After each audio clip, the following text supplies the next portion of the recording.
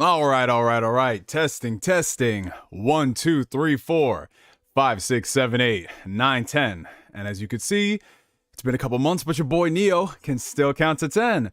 What's going on, people? What's up? What's happening? Test, audio check. How's everything coming in on y'all's end? Can you see me? Can you hear me? How are the audio levels? Am I peaking a little too much?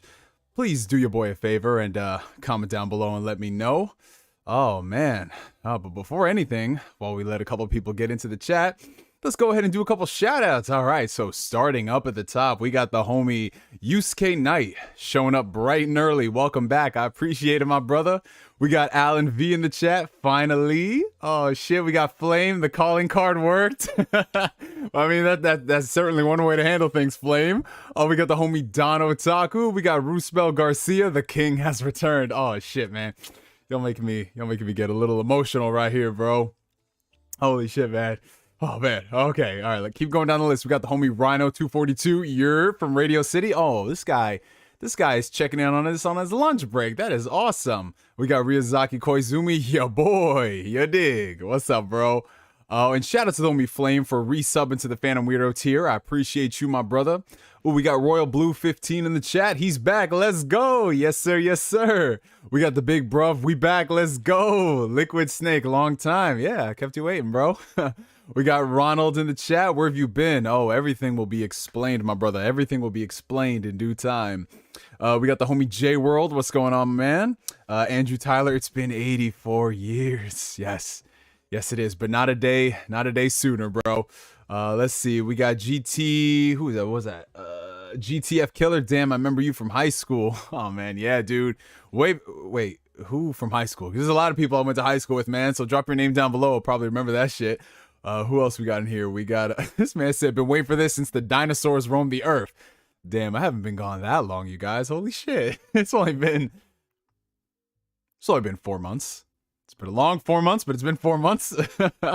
Let's see, who else we got in here? We got Dylan Collins. What up? We got the Real Miss 4305.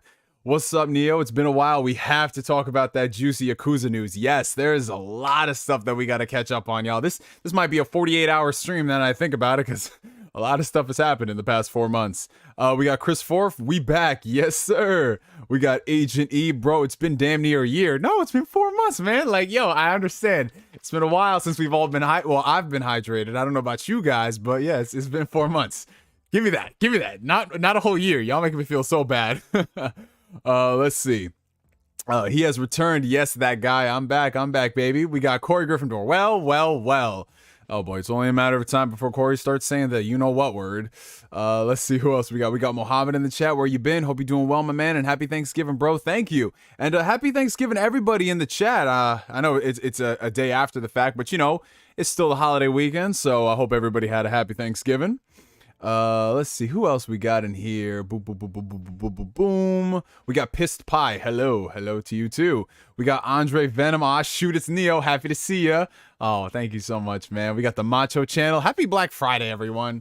Yeah, speaking of Black Friday, I don't know about y'all, but I didn't really do much shopping this year. I mean, maybe you could just call it that the deals haven't interested me that much. I mean, the most amount of money I spent on Black Friday this year was just 4K Blu-rays, and honestly, the deals weren't too different from what you get throughout the rest of the year, so I don't really know if it's counted as a Black Friday splurge, you know what I'm saying?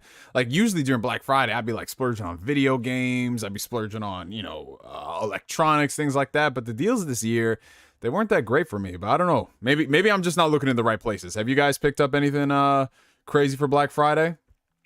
Oh, we got Marcus Terrell. Oh, this man, he just said "oh" in all caps. Holy shit. Shoot, who else we got? We got Ace Breaker. Came back unlike my daddy. That's crazy. Yo, man, listen, he's going to the store to grab some milk, man. Listen, it's a supply chain issue. Man, listen, give him a little bit of time. Have faith, man. Listen to Dutch. Have faith.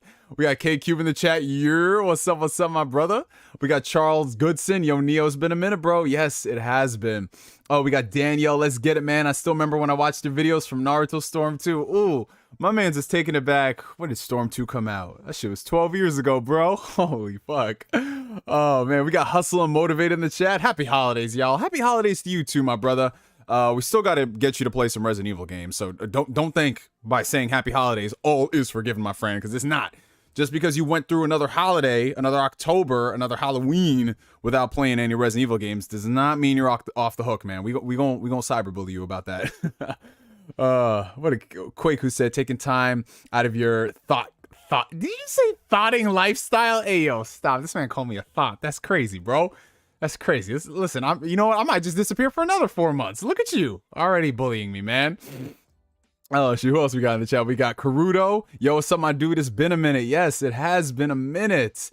I think that's more or less everybody I need to shout out in like the first couple of minutes. But yeah, oh wow. So before I go into my intros, I might as well just tackle the super chats real quick. We got $5 coming in from the homie Don Otaku. Oh my god, not only is Neo back, but he actually started not on time, but early. Is this actually the real NeoGameSpark? This man called me NeoGameSpark. At least be original, man. It's NeoMayo-Spark. Like, that's what people agreed upon. This man said Mayo-Game-Spark? I don't know. Come on, Don Otaku. It hasn't been that long that you've been forgetting how to roast. Jesus. But I appreciate it, my brother. Yeah, I wanted to switch things up a little bit. Start on time for a change. You know what I'm saying? Like, most of the time, you guys know how it is. We run on color people time. But, yeah, you know, a couple of weeks before the New Year, New Me crowd kicks in, I just want to throw my hat in the ring on being better. And it all starts by starting 5 minutes earlier. Shout out to the homie Flame with the $5 super chat. These gaming streets haven't been the same without you, bro. Miss these streams, bro. Hope you're taking care of yourself. Also, Jimmy needs maidens for real. Oh man. Oh, but I appreciate you, my brother. Yeah, it's been an interesting past couple of months since I haven't been doing streams. I haven't been doing videos. And, you know, there's a lot of things that I'll get into once I tackle the intro. Oh, we got a couple more people in the chat. Shout out to the homie Artsy Avanti. The GOAT has returned at last. Thank you, bro. Valky24. What is going on, Maddie? Good to see you. We got Big Nate. He's back. The Dark Lord is back. This man called me the Dark Lord? Is it because I'm black or is it because I'm evil? Which one is it? I need to know. Because I'll accept both. We got Justin Plays. I saw you cop Persona 5 for the 4th time. It's not been the 4th time, man. It's the 3rd time. And yeah, that's actually one of my, I guess you could say, Black Friday pickups. Amazon, I don't know if they still have it, but they were selling the Persona 5 Royal Steelbook Launch Edition for PS5, Series X, and the Switch. They were selling it for $25. And y'all know me. I already have Persona 5 on the PS4. I got it again on the PS4 Royal. I have it on Game Pass. And so I was thinking to myself, like, I don't need to rebuy this game again. I was going to get it on Switch, but I don't feel like paying full price for 720p on the Switch anymore. And now that I have a Steam Deck, it's kind of one of those things where it's like, I'd rather get it on the Steam Deck instead. But I saw the PS5 version was $25, Steelbook, and I just said, you know what, screw it. Listen, I do not deserve to have disposable income for this exact reason, because it's just going to sit here on the shelf with the other 2 Steelbooks, which I have to find because I got to take a photo once it comes in. We got a $2.79 super check coming in from Leon. Long time no see. I got a Henny. It's Friday night. Oh, this man Leon's about to get lit. Dare I say anything is possible? Oh shit. Oh, and then shout out to Super Savage Spirit. We've got Jermaine in the chat. We've got Zetsu or Die. And of course, we got the homie Daniel Pack, the comeback. And JMac19. Oh my god. Oh, how could I forget? We got Arturo as well. Good evening, Mr. NeoGameSpark. How was your Thanksgiving yesterday? It was very good, man. I don't know what it is, but me and my family have been doing things earlier and earlier every single year. Like, I think I told y'all this story a couple years back, but there was once upon a time where we didn't used to eat Thanksgiving dinner until like 8:30 at night. And that was purely because of my father and how he liked to do things. So yeah, we was eating Thanksgiving dinner late as fuck. By the time a lot of people were getting ready for bed, we were just starting. But ever since my mom took over all the duties, and then me and my sister, my brother started cooking, we started pushing it up earlier and earlier. And this year, I shit y'all not, we had everything done and coordinated by 2:30 p.m. We were already setting our plates at like 2:45. And dude, by the time 4 o'clock hit, we were already taking our first nap of the day. It was crazy, man. Like I finally realized, like, all the other people, this is how they did Thanksgiving. They always did Thanksgiving early for this exact reason, because then you can enjoy the rest of the day, and you can nap, and you can wake up and eat again, and then have drinks, and then watch movies. It was like an eye-opening experience, y'all. But it was a very good Thanksgiving. It's always a good time hanging out with the family, you know, especially because we're all doing different things right now. You know, a lot of people are working, you know, just like side projects, side hustles, things like that. So it's nice that we're all able to come together and do that. And yeah, you know, it was a fun day. Today I actually was supposed to go into work. This stream actually was not going to be planned, you guys. I was actually going to go into work tonight because, you know, I do my side job on the weekends. But the second I got there, it was so dead, and then I realized, oh snap, it's the day after Thanksgiving. People aren't coming in, so why do I need to be here? So I basically asked my manager, I was like, yo, do y'all need me or can I go? And she said, you can go. And I said, oh, screw it, let's go. So the second I sent out that tweet saying ask Neo tonight, my ass was already in the car putting on my seatbelt, and I was like, all right, we gonna stream tonight, bro. So yeah, that's an interesting start to the Thanksgiving weekend, spontaneous stream. But yeah, you know, we might as well just do the intro. It's been about what, like 10, almost 15 minutes since we started. Let me see if I can remember this shit. How did it go? Ladies and gentlemen, boys and girls of all ages, races, and ethnicities alike, welcome back to the channel. If you're tuning in for the very first time, this is Ask Neo. Ask Neo is my, can't say consistent or can't say bi-weekly, can't say anything. Ask Neo is a live stream of mine where you guys ask me questions and I answer them to the best of my ability. To all the people out there who are wondering where they can keep in contact with me, all of my links are going to be down below in the video description, from my Instagram page to my Twitter to our Discord community, the Fandom Weirdos, if you guys do want to follow me. And now that we've gotten that out of the way, I do have to address the elephant in the room, because as I'm sure you guys, if you've been watching, you've been hearing, a lot of people were wondering, like, hey, Neo, where have you been, man? It's been a while since you've done any streams. It's been a while since you've done any videos. And, you know, you kind of left everybody hanging. And, you know, there have been periods of my YouTube tenure, if you will, where I have taken not necessarily breaks from content creation, but there have been periods where it's like I upload a video and then 2 weeks later I upload a video, or I stream and then 3 weeks later I stream. But if there's one thing that has changed in the past like 2.5 years, is that I've always consistently streamed for the most part. I mean, sometimes there are, you know, life things happen. I've consistently streamed every single week for almost 2.5 years, sometimes, you know, multiple times a week. Other times fill in the gaps with videos and content and all that stuff. But yeah, if there's one thing that I've always stayed consistent on, it's been live streaming. And for the past 4 months, I haven't been doing that. Now, I mean, the obvious elephant in the room, I could just blanket throw out the term. You know, I've been busy with stuff out here in the Rio, which is something that has been going on. You know, just spending a lot more time with friends and family, and, you know, doing a lot of things with work and all that stuff, which has taken up my time. But if I'm being honest, part of the reason why I haven't been really streaming much on YouTube is because I really haven't felt the desire or the urge to really talk about stuff within gaming, or, you know, anime, or a lot of things. And I always said that if there was ever a time where I wouldn't put out content, it's probably because I didn't want to do that. I never wanted to have to force myself to put out content, even if it's something as simple as a live stream where we're all getting together and talking, because I feel like it wouldn't be genuine for me as a person. So that was part of the reason why I didn't stream. Like, I think the last stream I did was before I went on my trip to Otaku. So that was the end of July. And then since then, you know, there were things that happened beforehand that took up my time, and then I just started noticing, like, I haven't really streamed in a while. Now, granted, if you guys follow me on Twitter, which you should, you know, twitter.com/NeoGameSpark, that's where I'm always active. I'm always posting stuff on Twitter, having conversations with y'all. Sometimes I, you know, put up a Twitter Spaces and we discuss some things. But as far as like the YouTube side of things was concerned, I didn't really feel like doing anything. And, you know, that's basically the gist of it. I'm not going to come out here and try to make it bigger than it was. I just didn't feel the drive to do something, because there was never anything I really wanted to talk about. Like, I could get on here and speak arbitrarily about the latest development in the Activision Blizzard acquisition case, but I really didn't care about that. All I could say, like literally, like, if it got to the point where I was looking at it like this, Twitter is like my gauge if I ever wanted to do content creation on YouTube. If there's something that I see in a news article on Twitter and I can't get all of my thoughts out within like 1 or 2 tweets, that's when I know I have to make a video about it, because I have a lot of stuff to say, you know? But if it's something that, in my personal opinion, can be summed up within a tweet or a thread, that's basically the gist of what I'll do. That's the energy that I'll expend.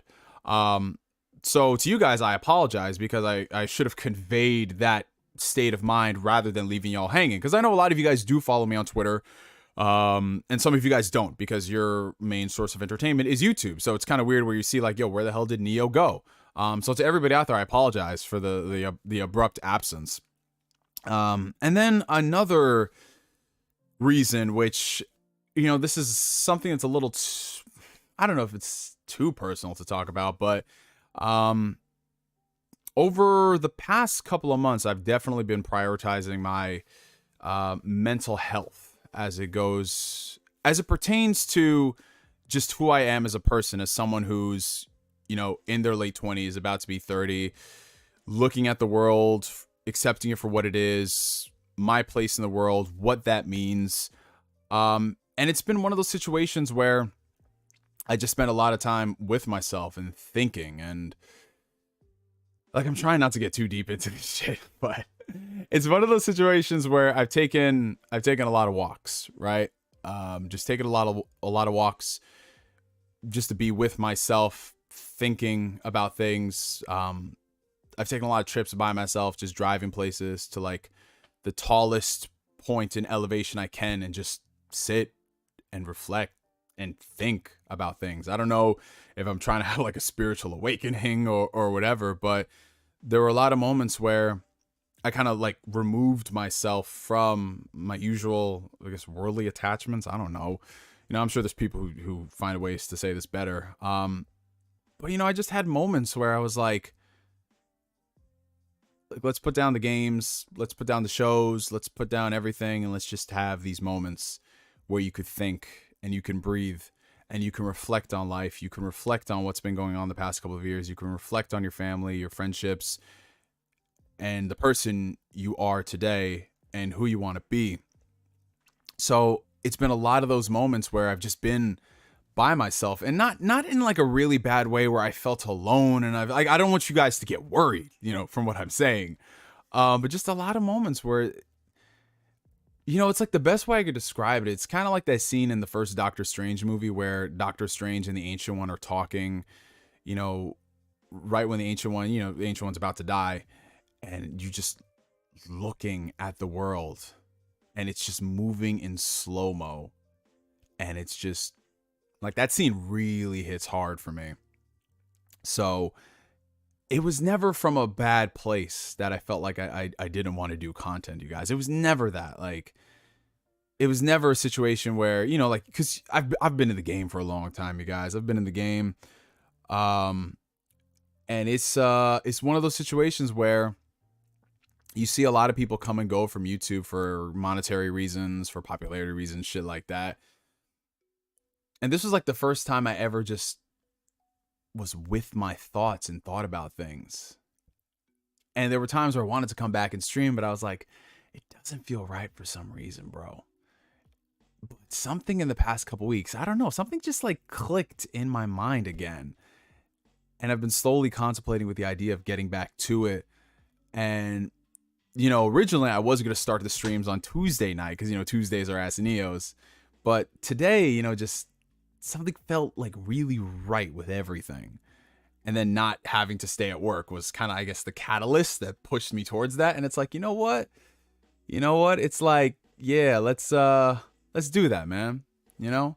So it's, I don't know. Like, some people say like you're being dramatic about these things, you know, it's not that serious, blah, blah, blah. But it was strange, man. It was one of those things where it's like be in the moment, you know, like I was always in the moment. I was always enjoying things, but like, just be in the moment, take every single moment for what it is, live it, appreciate it, and don't worry about anything else.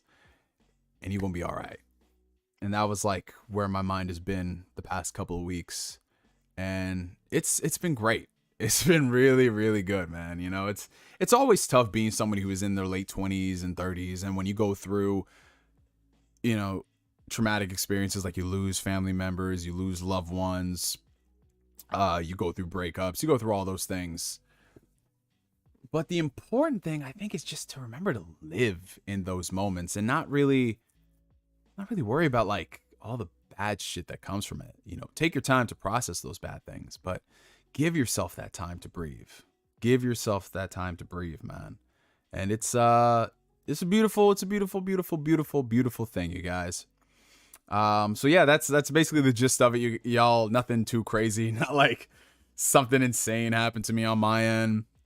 It was just a combination of there not really being a lot of stuff I wanted to talk about and just not really feeling that urge to just go out there and put on anything but the person I am today, you know, like, because I always made it a point to show you guys exactly who I am and what I'm going through and what I'm dealing with. And if I can't bring y'all that, then I feel like I have failed, not as a content creator, because that's not the goal of a content creator, but as a person who always wants to remain genuine to you guys. So when I'm going through some stuff, even if it's might seem minor to y'all, I feel like it's necessary to address it. And it feels good. It feels really good, you know?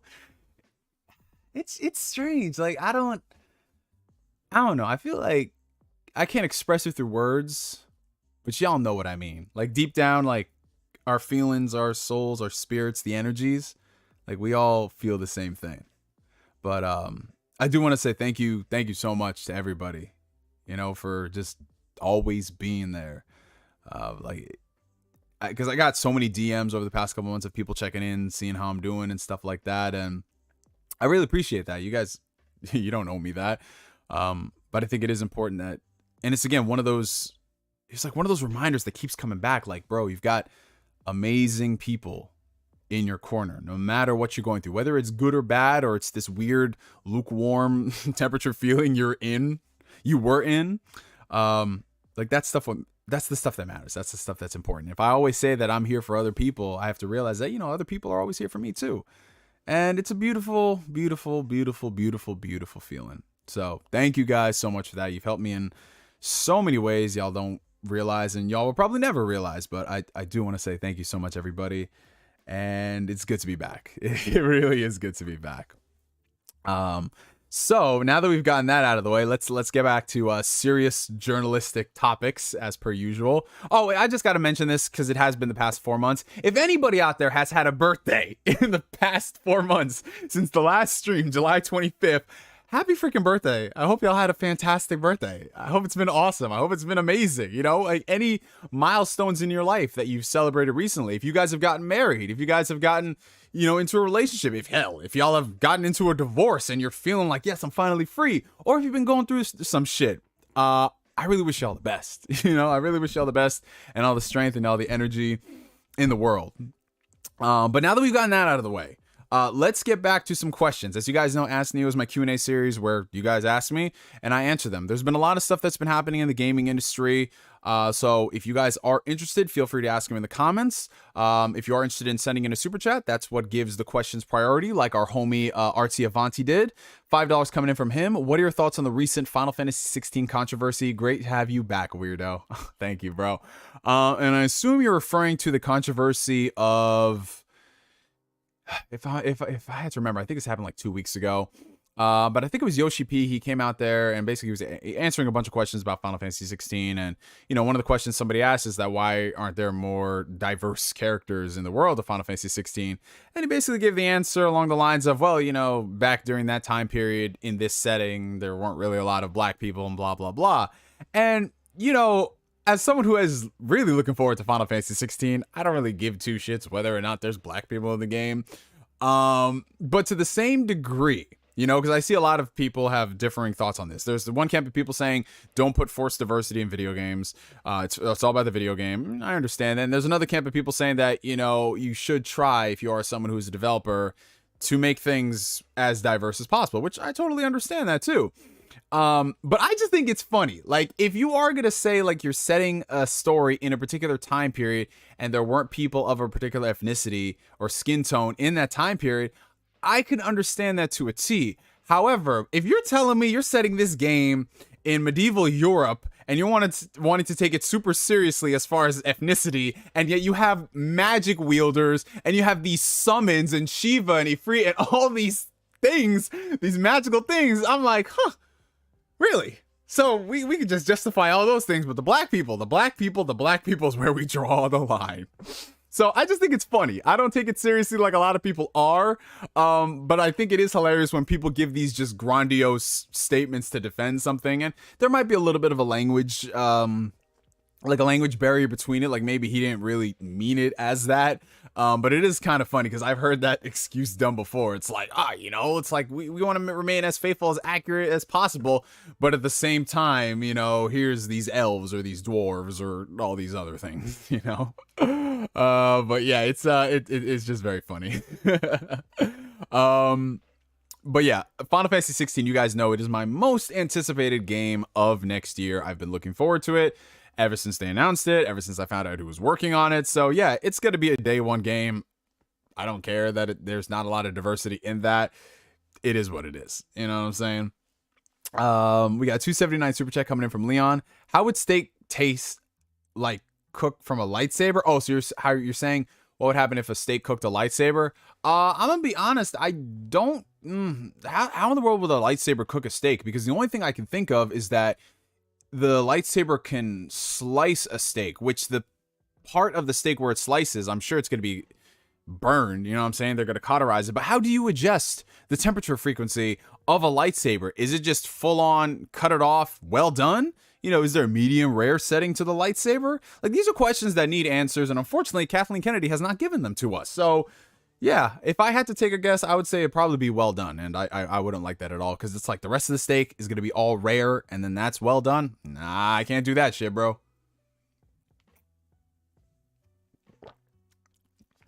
All right. Oh, we got Asbel Lant in the chat. Asbel, oh my God, what's up, bro? God damn it, of course, this happens while I'm busy. I guess I'll watch it on the playback. Asbel, I miss you, bro. I miss you. Hopefully you can make it to the next stream, which won't be that long at all, because we're going to be doing it next Tuesday. So Tuesday evenings, we back at it like a crack addict. Can't you hover it over the steak without touching it to adjust the temperature? But I don't know, is the lightsaber hot like that? Does it emanate heat? I might have to bring in Adam into the chat, Crazy Black Man 108. Maybe he knows the answer, but I always figured that, because I've seen lightsabers get really close to people. I don't know if it emanates heat. You know what I'm saying? These are questions that need answers, bro. I'm about to be thinking about this 368 days a year, 9 days a week. It's gonna be crazy, man. 27 hours a day. Okay.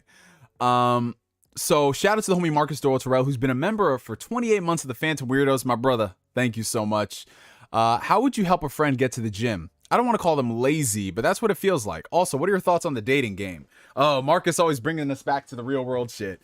Yeah, so if you guys don't know, Ask Neo, we talk about everything on here. We talk about everything from video games, anime, politics, we talk about some real world shit, advice, stuff like that. So bear in mind, that is what the general flow of the show is. There is no flow. There is no structure, and that's what makes it have a flow and a structure. But yeah, as far as like how you'd get your friends to join the gym, I'm gonna be honest, bro, and this is not the most this is not the most exciting answer in the world, but they've got to want it, man. They've got to want it. Every single thing in life, it comes down to whether or not that person wants it bad enough. And there have been times where I've tried to get, my personal friends involved in the gym, because I'm the type of person where it's like, if I see something's really working for me, I try my best to spread it to as many people as possible. But then you realize that everybody has a different mindset when it comes to these sort of things. Not everyone is going to be dedicated to the idea of spending an hour a day working out, and then also watching their diet, meal prepping food, a lot of things that go into it. Like, honestly, getting in shape and getting healthy, I'm not saying it's a part-time job, but it can feel like it at times. But it's one of those things where when you put in time, effort, energy, you get back so much more than you initially invested, right? And it's something that pays dividends for years to come. So your friend has to have that moment in their life where they honestly want to make a change. And if they have that drive, that spark, that desire in them to want to be better, it doesn't matter how many setbacks they have. It doesn't matter how many roadblocks they need to overcome. They will overcome those things. Like me, for example, I've been doing this workout shit for almost 10 years now. It's crazy to think about it. First couple years I was stumbling. I didn't really know what I was doing as far as like working out or diet or shit like that, because I was just following what I learned on YouTube. But I still persevered and I still made progress because it's something I wanted to do. And as I kept at it, I kept learning more and more and more to be better, be greater, be smarter, be stronger. And to me, that's what's exciting. You know what I'm saying? Like that is what keeps me going and fuel to work out like 4 to 5 times a week. And that's awesome. But for your friends, they have to have that moment of clarity for themselves. Like for me, the moment of clarity was when I worked my retail job. I noticed I was getting winded trying to walk up the stock ladder to put things on a shelf. And I was like, bro, I'm 20 years old. Why am I getting winded doing basic tasks, you know? And I remember I used to take this, like I would walk home from work sometimes. Walking home from work was probably about a good, I want to say mile and a half, maybe 2 at most. By the time I got home, I was like so friggin' tired from walking. I was like, that is not normal for a 20-year-old. So yeah, I had to have that moment for myself. And, you know, I've seen a couple of friends have those moments. And when they have those moments, that's when they start coming to me with questions. And you'll notice it's a distinct difference than someone asking for general advice and someone being like, can you help me? Because I always say to people, like, I will help you, but you have to help yourself first. That's the only thing. I tell them straight up, like, this is going to be hard. It's going to be grueling. How bad do you want this shit? And the second I see that, it's weird. It's like fire and determination, because I saw that in myself 8 years ago. So they got to want this shit, man. You can't force it. You can't be like, as weird as it sounds, you can't be supportive in the sense that you pick them up, you take them to the gym, or you keep them accountable, you keep them motivated. Because at some point that's going to need to stop, because you can't always do that. They got to want to do that, and they got to keep doing that. So you got to let them do it, bro. And what are your thoughts on the dating game? Honestly, the dating game is fucked up, as everybody knows. Take it from me, as someone who's been in and out of the dating game for the past like 4 years.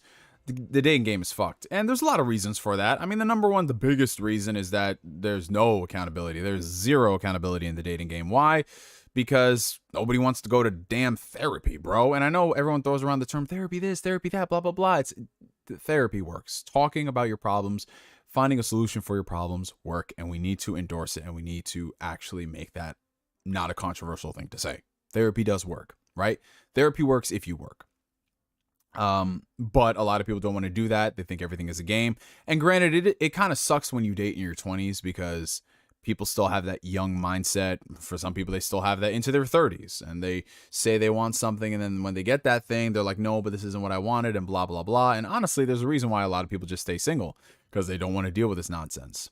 But to the same degree, it's one of those situations where I weave in and out of the dating pool. Like, for example, like this is the time of year now where I start dating again, because, you know, I spend my summers enjoying myself, not having to worry about getting into a relationship, blah, blah, blah. And I was in a relationship earlier in the year that lasted for a little while, and it didn't, because the other person realized they didn't want to be in a relationship, which I think is very weird. Like, how do you start dating somebody and then you realize, I don't want to be in a relationship? I'm like, all right, whatever. Thank you for telling me. But, you know, it's just sad, because everybody has been burned by somebody in their life. And instead of taking things as they are, they basically use that energy and that hatred for that person who burned them, and they try to throw it onto the next person. That's what happened to me, unfortunately. And it's not fair, because we didn't do anything to that person. All we can be is the best version of ourselves. And then someone is like, no, I want that, but no. So it's a weird hypocritical game of cat and mouse. But at the same time, you know, you just keep looking. You just keep on keeping on. What's really helped me navigate the dating pool is just not thinking about the dating pool. Just don't think about it, bro. Just do everything else in your life. And at the same time, spend like 0.25%, maybe trying to pick someone up, you know, start a conversation at the gym, grocery shopping. If you're on a dating app, do that, but only spend a small fraction of your time doing that. Because the other, you know, 23 hours, 59 minutes of the day, you want to spend doing shit you like, whether that's your hobbies, your interests, spending time with your loved ones, work, your professional development, your goals, working out, shit like that. And you'll come to find things are a lot better that way, as opposed to focusing so much time, effort, and energy on the idea of getting into a relationship. Because that's, no, not it at all, bro. Not it at all. Oh, but shout out to everybody who's been joining the chat. I see we got a couple homies in here. We got Dylan Collins. We got Squall BH. Oh, we got the homie. Unfortunately, we got the homie Black Bond in the chat. Black Bond, I have my passport. I've had my passport since 2017, bro. It don't expire for another 3 years. But yeah, Black Bond is trying to plan a trip. I don't know. Where are we going, Black Bond? Where are we trying to go, man? Black Bond, we got to go to Europe, man. We got to take this European excursion, bro. We got to go to Amsterdam.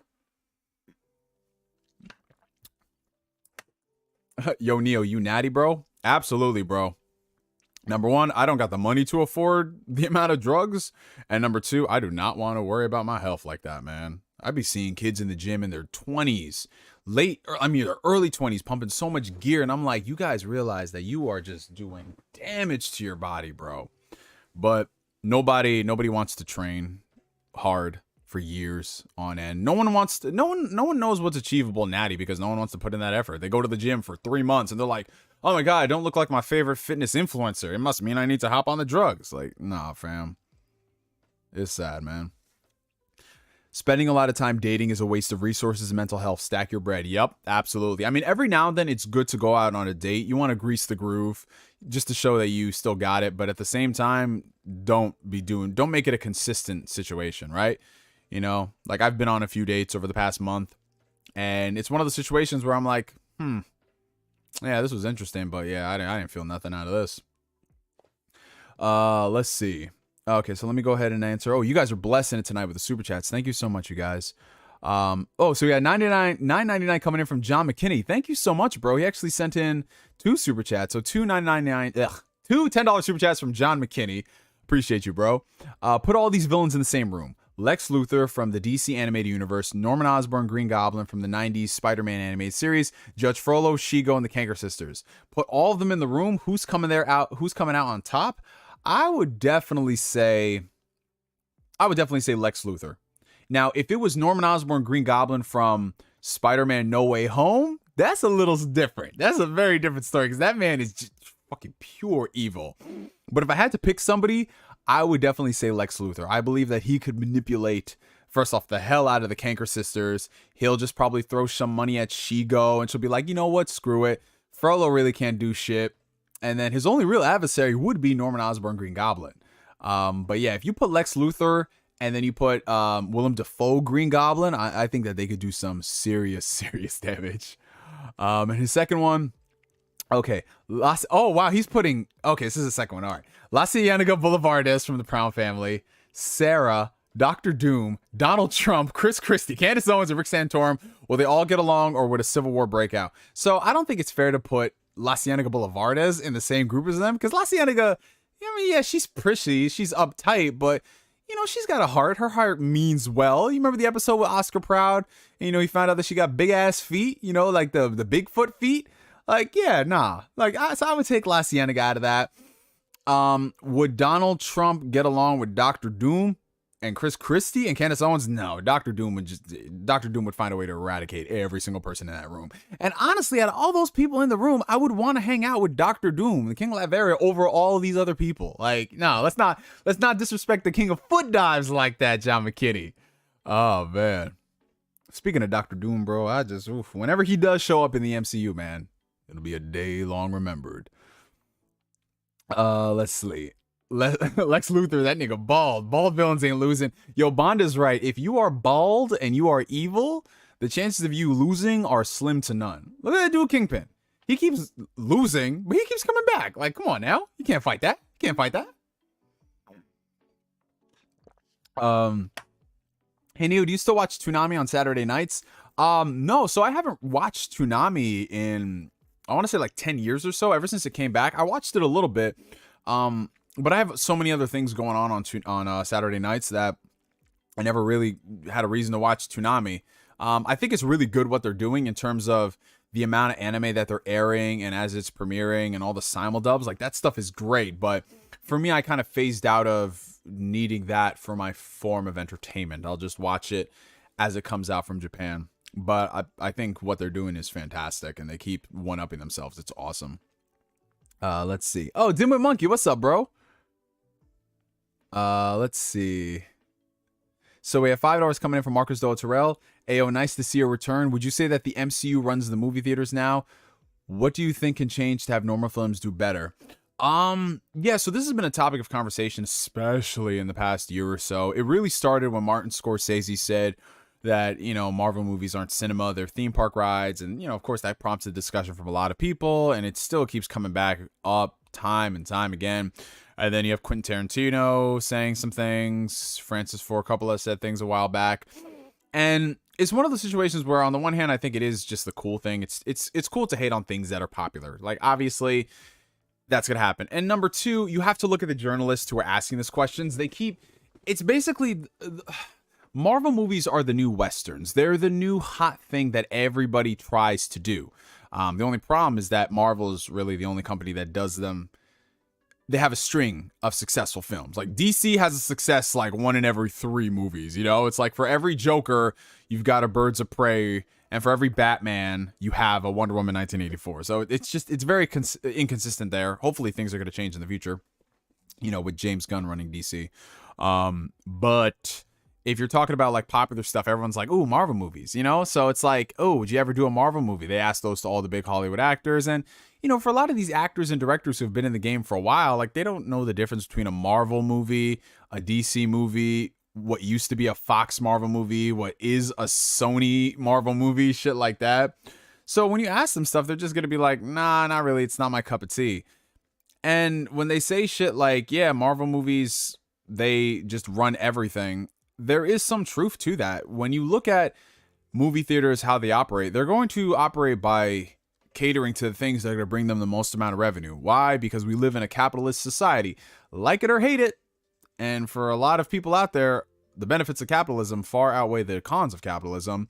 That's just, it is what it is. So while I am a person who does my research and I go see movies for the cinematic experience, like, I'm that type of person where I'll go see Avengers Endgame, but then I'll go see the newest Edgar Wright movie, or I'll go see Everything Everywhere All at Once, or whatever A24 is putting out, or, you know, The Northman, you know, the new Nicolas Cage movie. But that's because I have a diverse palette, I have a diverse taste, and I like being informed about movies and seeing what's coming out. The general populace, they just go see the movies that they think is interesting, right? So if it's an established brand and they're really on point with that, like Star Wars and Marvel, they're going to go see those things. And that's just the unfortunate reality. Like, you know how it's one of those things like, how do we get Nike to improve the conditions, the working conditions of the people that make their shoes, or Apple, or blah, blah, blah? Well, the only way is to really take a stand and not see those movies, because the second they stop doing that, you know, well, the second they stop making money is the second they start doing different things. But then again, you run into the problem, well, then people are going to start losing their jobs if the movie theaters aren't making money because of Marvel movies and yada, yada, yada. So it's one of those situations where I always tell people, what we can do is vote with your wallet. If you want to see more of those independent movies, then make sure you go out there and support those independent movies. Go out there and buy them on 4K Blu-ray. Go out there and see them when they're in the theaters. Like, sure, it might be a hassle. You might have to go to an odd, strange time to go see the movie. You might have to drive an extra, 15 miles. But if you want to see more of, like, that's basically how A24 got off the ground, man. Like, people went out there to support those kind of movies. And that's all we can really do as a consumer. And that's all. Like, that's honestly it. Like, there's no other way to sugarcoat it. It's just go support the movies that you want to see. I don't think necessarily that Marvel movies or big blockbusters are killing cinema. But what I will say, as someone who is a big fan of the MCU, it kind of sucks that there really isn't the same level of quality associated with the MCU, at least now with Phase 4, that there was with the previous phases. Now, granted, I'm not saying that Phase 1, 2, and 3 were perfect. Well, Phase 3 was damn near perfect. But if you just look at the level of quality that was in the first Iron Man movie, Guardians of the Galaxy, Captain America Winter Soldier, like, those are movies, and I always use my sister as the ultimate example, and I was talking about this yesterday with them on Thanksgiving. My sister does not watch Marvel movies, right? She doesn't watch Marvel movies. She saw Iron Man 1, Captain America, Thor. She watched all those movies, I think, the day before we went to go see the first Avengers movies. And since then, the only Marvel movies she's seen, Captain America Winter Soldier, Black Panther 1, Black Panther Wakanda Forever, and Guardians of the Galaxy Volume 1. Like, those are the only movies she's ever seen. But she really enjoyed all of those movies. Like, Captain America Winter Soldier, this is so weird. Even though it's on Disney Plus, every time it's on TV and she's just chilling, she'll watch Captain America Winter Soldier. Because that's a good fucking movie. I think what's happened is that Marvel has kind of strayed away from making good fucking movies that just appeal to everybody. They're making movies that appeal to their demographic, the MCU fans, but they're forgetting about the quality that's in them, right? Now every now and then you do get a good movie that comes out, right? And that's fine. But if you look at everything else that's surrounding these products, they're just not good enough to warrant the time. Which is why a lot of people feel like Phase 4 has been a colossal disappointment, because you have a couple of good aspects of shows like WandaVision and Loki and, you know, Shang-Chi, Spider-Man No Way Home. But when you look at everything else surrounding it, it's like Spider-Man No Way Home. That first like half of that movie, a lot of people don't really fuck with. It isn't until shit starts getting interesting that they're like, yo, this is a GOAT movie, right? And unfortunately, that's the biggest problem when it comes to Marvel stuff nowadays. There's just really no quality control that's happening. Kevin Feige is definitely spread too thin, as we saw with Blade having to shut down literally right before they were going to start filming it. That is just absolutely unheard of. And the cog of Marvel, to have this movie like Blade that has been so anticipated for years, to the point where they were about to start shooting this movie and then they realized, like, okay, it's not going to work. So the director leaves the project, they do a complete rewrite of the script, then they do another complete rewrite of the script, and now they have a new director and writer. It's like, what is going on? And then don't get me started on the whole CGI debacle as well. It's insane.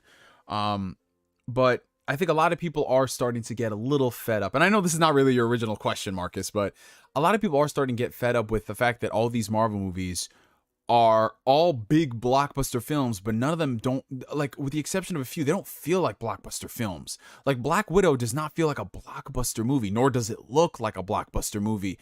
Yet it has this insane budget.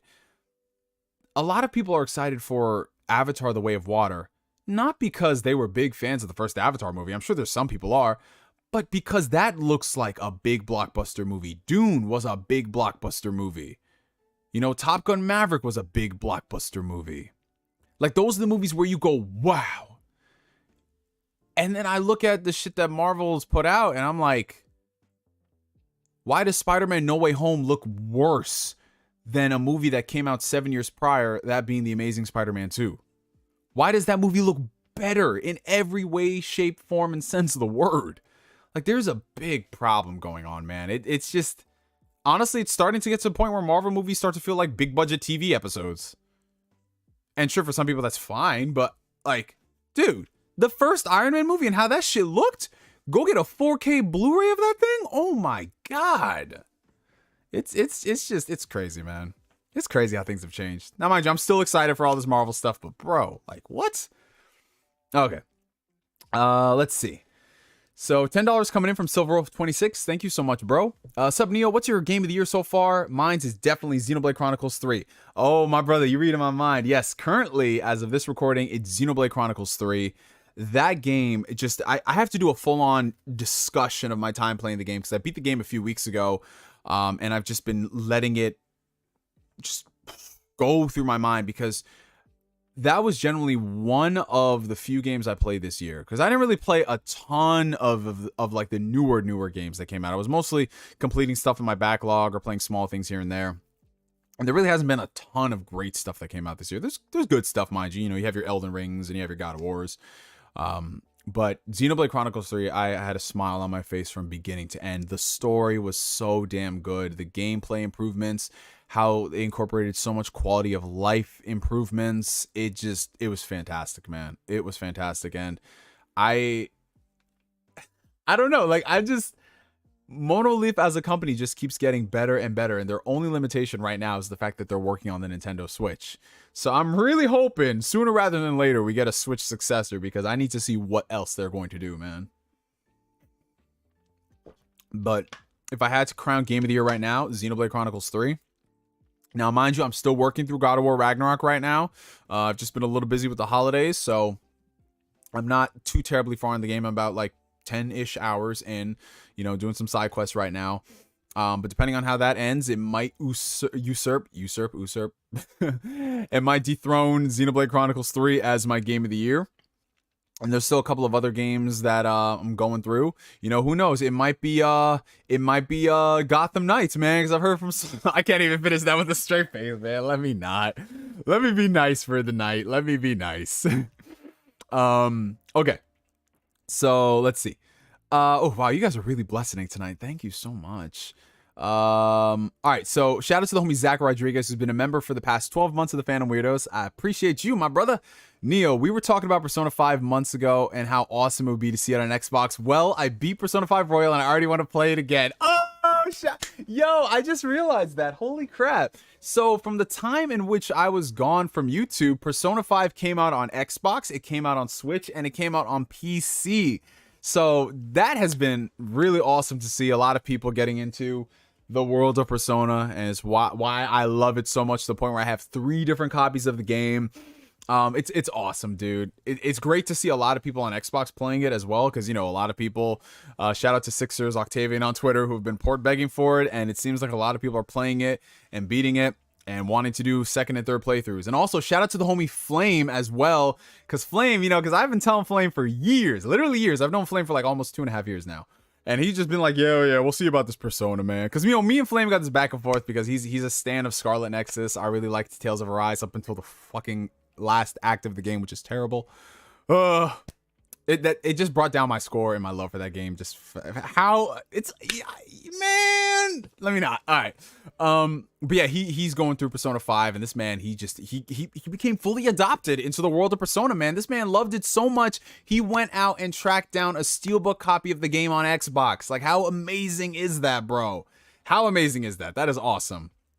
But yeah, dude, it's great. I'm so happy you guys are enjoying Persona 5. And I started up another playthrough on Xbox. So after I finish up God of War, Persona 5 will probably be... No, that's a lie. That is definitely a lie. Hold on a second. Let me see if I have it here. Where did I put it? Hold on. I just... oh yeah, here's my Switch.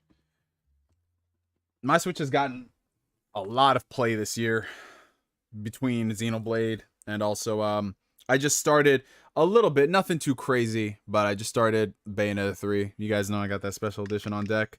And yeah, I'm interested to see, like, literally I just started the game yesterday.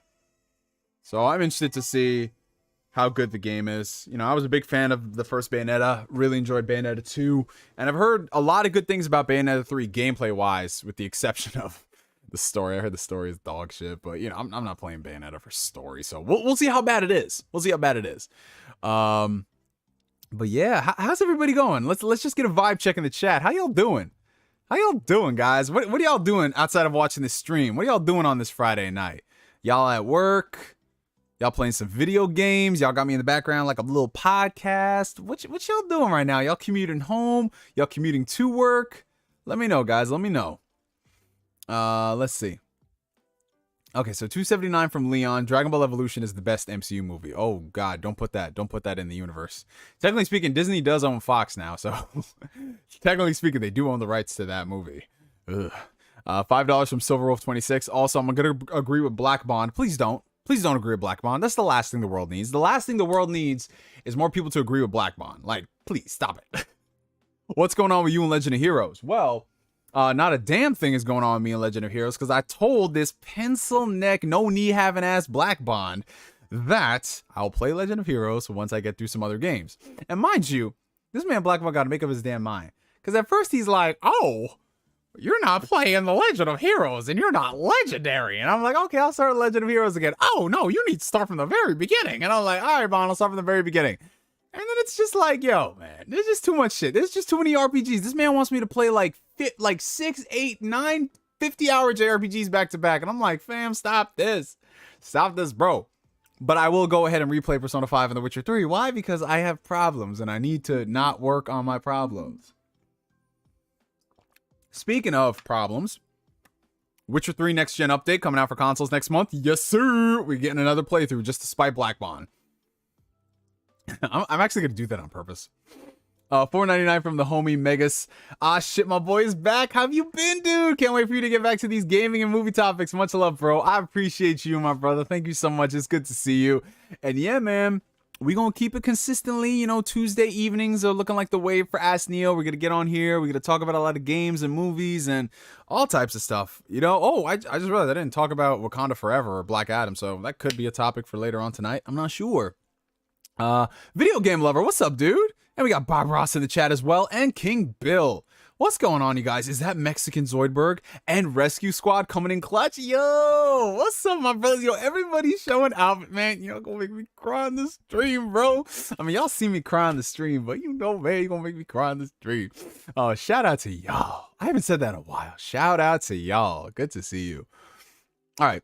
So we're almost done with the super chats, and then I'll get back to general topics. $5 coming in from Michael. Can we please talk about this Pokemon Scarlet and Violet? LMAO, I love the game, but it's so bad from a technical aspect. A greedy franchise like Dragon Ball. Yeah, so I saw a lot of people in the comments talking about this. So, I mean, I might as well address it. Now, here's the thing. Y'all know me. Neo is the king of petty. Neo is the king of I told you so. I told you so. If there's ever an opportunity to rub it in somebody's face, I will take that opportunity. But if I'm gonna be honest, Neo is he's also become an enlightened individual. Neo has grown up a lot since the days of 2016 to 2019 and all that stuff in between.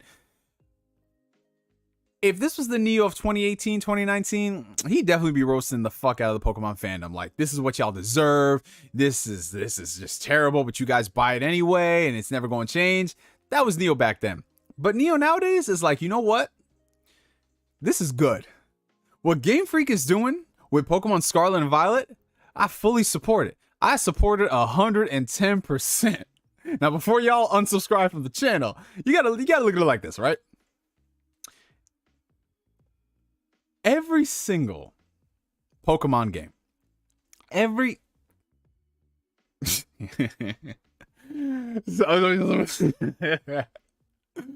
right, so every single Pokemon game, every single mainline Pokemon game that comes out keeps selling more and more and more and more and more than its predecessor. It keeps breaking records. Records that I didn't even know existed. It keeps breaking them. From the highest selling Pokemon game to the fastest selling Pokemon game. To the highest selling Switch game to the fastest selling Switch game. And at that point, you guys, I don't think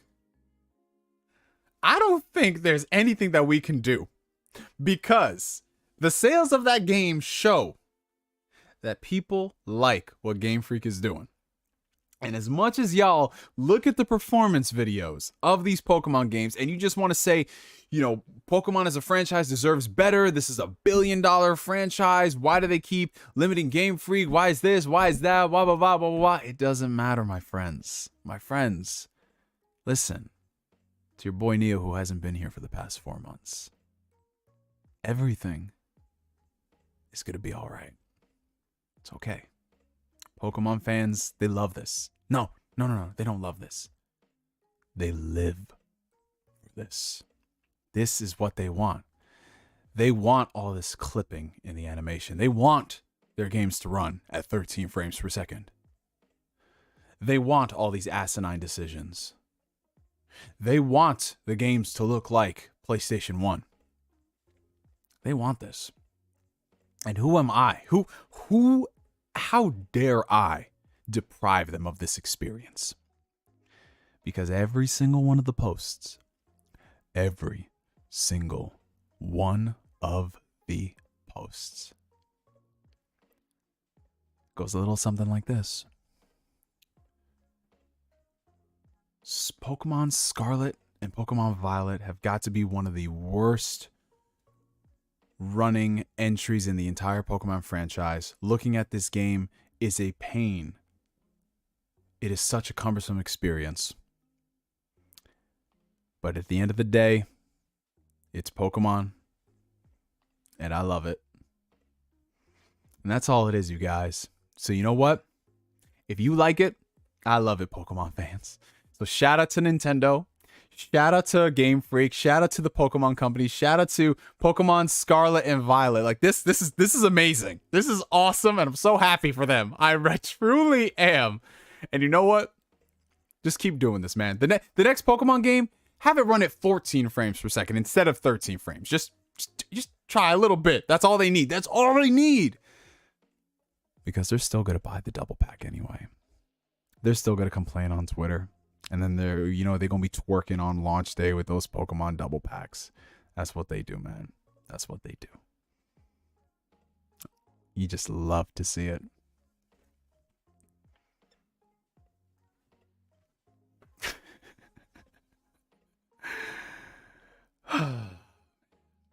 Oh, I have not been so snarky in a while, guys. I missed this shit. Listen, yo, can I get some, like, can I just get, I'm not capping, Michael. I'm not capping, y'all. I'm serious. Listen, I am so happy for the Pokemon fans right now. Pokemon fans finally Pokemon fans finally seeing what I saw years ago, but it's okay. It's okay, because they already pre-ordered the next one. What do they got? Scarlet, Violet. What's the third game? Hazel? They already pre-ordered Hazel. So very cinematic. Yes, that's right. 13 FPS. Very cinematic. It's very cinematic, Plant Lord. Oh, but shout out to the chat. Shout out to Boycott Activision. Shout out to Plant Lord. Shout out to Reed94. Shout out to the Beer Baron. Shout out, y'all. No, man. I'm not capping. Listen, guys, I have not played a Pokemon game since the 3DS. Like, the 3DS was the last time I bought a Pokemon game. Like, I don't have a dog in this fight. But what I do see is a whole bunch of people complaining, and yet a whole bunch of people still keep buying the game. Now, granted, a lot of people who are buying Pokemon are not folks on Twitter, but it just so happens that a lot of people complaining about Pokemon games are on Twitter, and they still buy the game. So, yeah, man, listen, like I said, if they like it, I love it, bro. I love it. Okay. So let's go back up to the top. Okay, so $5 from Ryuzaki Koizumi. Bruh, I'm getting tired of Disney stuffing Star Wars and Marvel down our throats. Give me something fresh now. Hey, yo. Nothing but superhero movies anymore. Well, honestly, bro, that's just the brand. The brand is going to do what the brand is going to do. And if the brand makes money, if the mouse wants more, the mouse is going to get that. So again, it goes back to just supporting different creative endeavors. You know, support different filmmakers. Do a lot of stuff. I think now is the time where Star Wars and Marvel should start experimenting more and doing different genres. Like, I, for one, loved Werewolf by Night, which was the Marvel special presentation they did for Disney Plus. I absolutely loved that. It's some of the best content they've put out in years. So I'm going to do what I can by actually watching it and supporting it. And some of the other stuff, I'm not really in a rush to check out. Like, She-Hulk, I believe, was like the first Marvel show where I wasn't watching it when... I normally watch the Marvel shows when they come out on the day, but She-Hulk, I'd wait like 2-3 days to watch it. And if the show isn't interesting to me, I'm just not going to show up for it. But to the same degree, sometimes you have a show that comes out like an Andor, which is... Oh my god, are you guys watching Andor? It just finished up the season, but holy fuck, that is...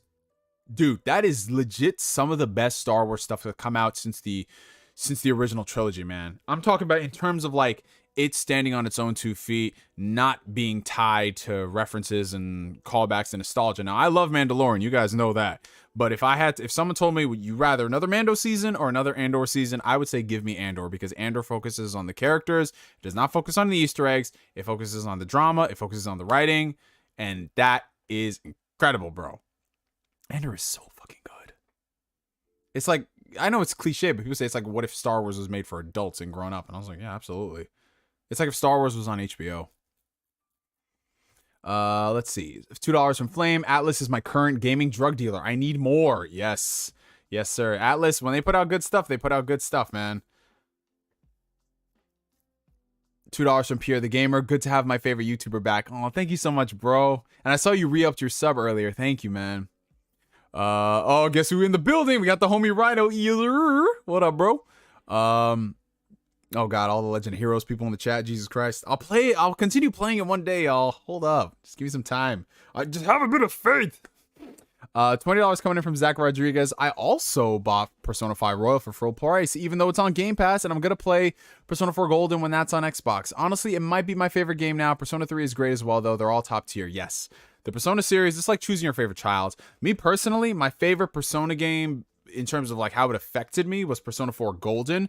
It's going to be interesting when I do replay it after going through Persona 5 Royal to see if I still feel the same way.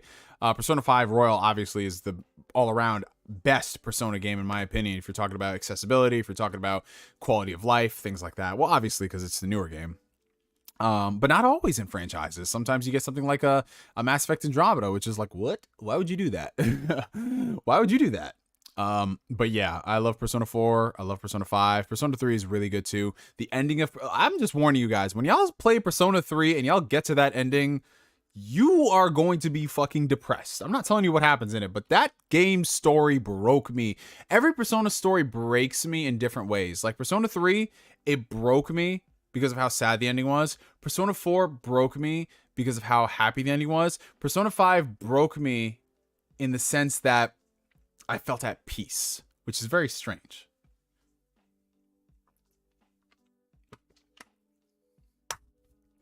All right. And $4.99 coming in from PS Rewind. Happy holidays, Neo. Always keeping it real. Thank you, my brother. I appreciate it. Hey, listen, all I can do is be my best, and that's it, y'all. And that's it. Oh, I know someone in the chat was asking the question, what is the t-shirt of the day? The t-shirt of the day, if you guys couldn't tell, we're rocking a Demon Slayer shirt. I don't exactly know where this one is from. I think it's either Hot Topic or Spencer's, but we got Demon Slayer. You know, every now and then I'll wear like a Hakusho shirt, might wear a Star Wars getup. You know how that goes. Sheesh, my boy been MIA. It's been a long time, but we back now, Julius. We back. Ghost Rider, what's up, bro?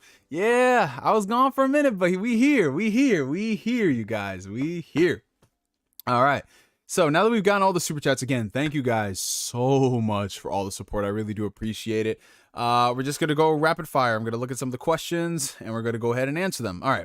What was your first gaming PC? My first gaming PC, I actually got it as a graduation gift in high school. So I graduated high school, and the money that I got from my parents, I put that towards my first rig. I think I paid like $700 for it. $700, all things considered. And at the time, it was a mid-range machine. I think my GPU was... Shit, I don't even remember what my GPU was. It was an AMD Radeon... Was it a 66? I have to go look this up. Hold on. Because I'm actually curious. AMD GPU in... let's say 2010.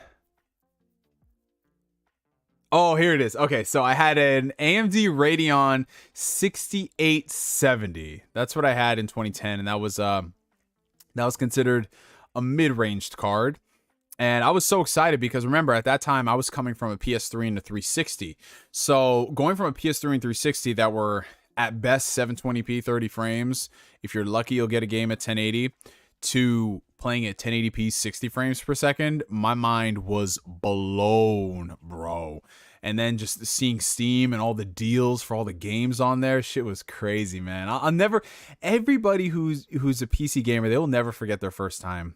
Their first time is just such a magical, enlightening experience, from the Steam sales to just messing with the fidelity of the games, emulation. Oh, it was awesome, bro. It was so cool. And I had that PC. How long did it lasted me a couple of years, man. It started to show its age around like 2014, which is when I exclusively gamed on consoles again. But yeah, from 2011 to 2014, I was PC primary. I was getting all my multiplats on PC. I was purchasing a lot of older games on PC. And unfortunately, with mid-range machines at the time, it was one of those situations where if you wanted to upgrade one part, you kind of had to upgrade the whole rig because you were going to bottleneck a lot of things. Like I remember if I wanted to upgrade my GPU, it would bottleneck. I think at the time it was like something would bottleneck my CPU and I had to get a new motherboard and all that stuff. So it was one of those situations where it's like, okay, do I want to go out there and spend $1,200 on another PC, or do I just want to game on PS4? Well, all my friends are on PS4 and the games look good, so I'll stay on PS4. But then during COVID, I was like, I need a new PC, bro. So I went ahead and I bought this machine. I forgot I spent like, I think I spent like $1,200-$1,300 on it. And my GPU that I had when I bought it was what was my GPU? Because I upgraded my GPU. I have what's it called? A 3070 now. But my GPU at the time was, let's see. And what was it? It was a 5700 XT. So that's what I had in 2020 up until like, when did I buy this? This GPU is not that old now that I think about it. I just put it in my machine like 2 months ago. But I got it cheap because my friend, he was going to upgrade to the 40 series card. And he's like, here, you want this? And I was like, sure, I'll buy it. But yeah, I remember the days where you could get a nice PC, a top of the line PC for like $1,200, $1,500, and you was balling back in the day. Now, GPUs are starting at that price. It's crazy how things come and go and change. Let's see.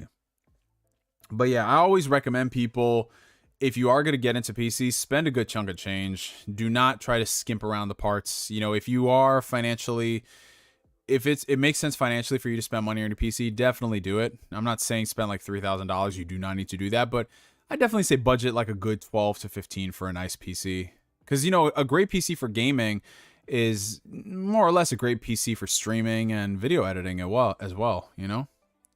But yeah, for most people out there, I think having the newer consoles is going to be more than adequate, especially because these consoles are definitely a lot more powerful out the gate compared to with the PS3 and the Xbox One when they launched. So yeah, for a lot of people out there, dynamic 4K 60 frames is more than adequate, and I totally get that. Like, I love my PS5, my Series X.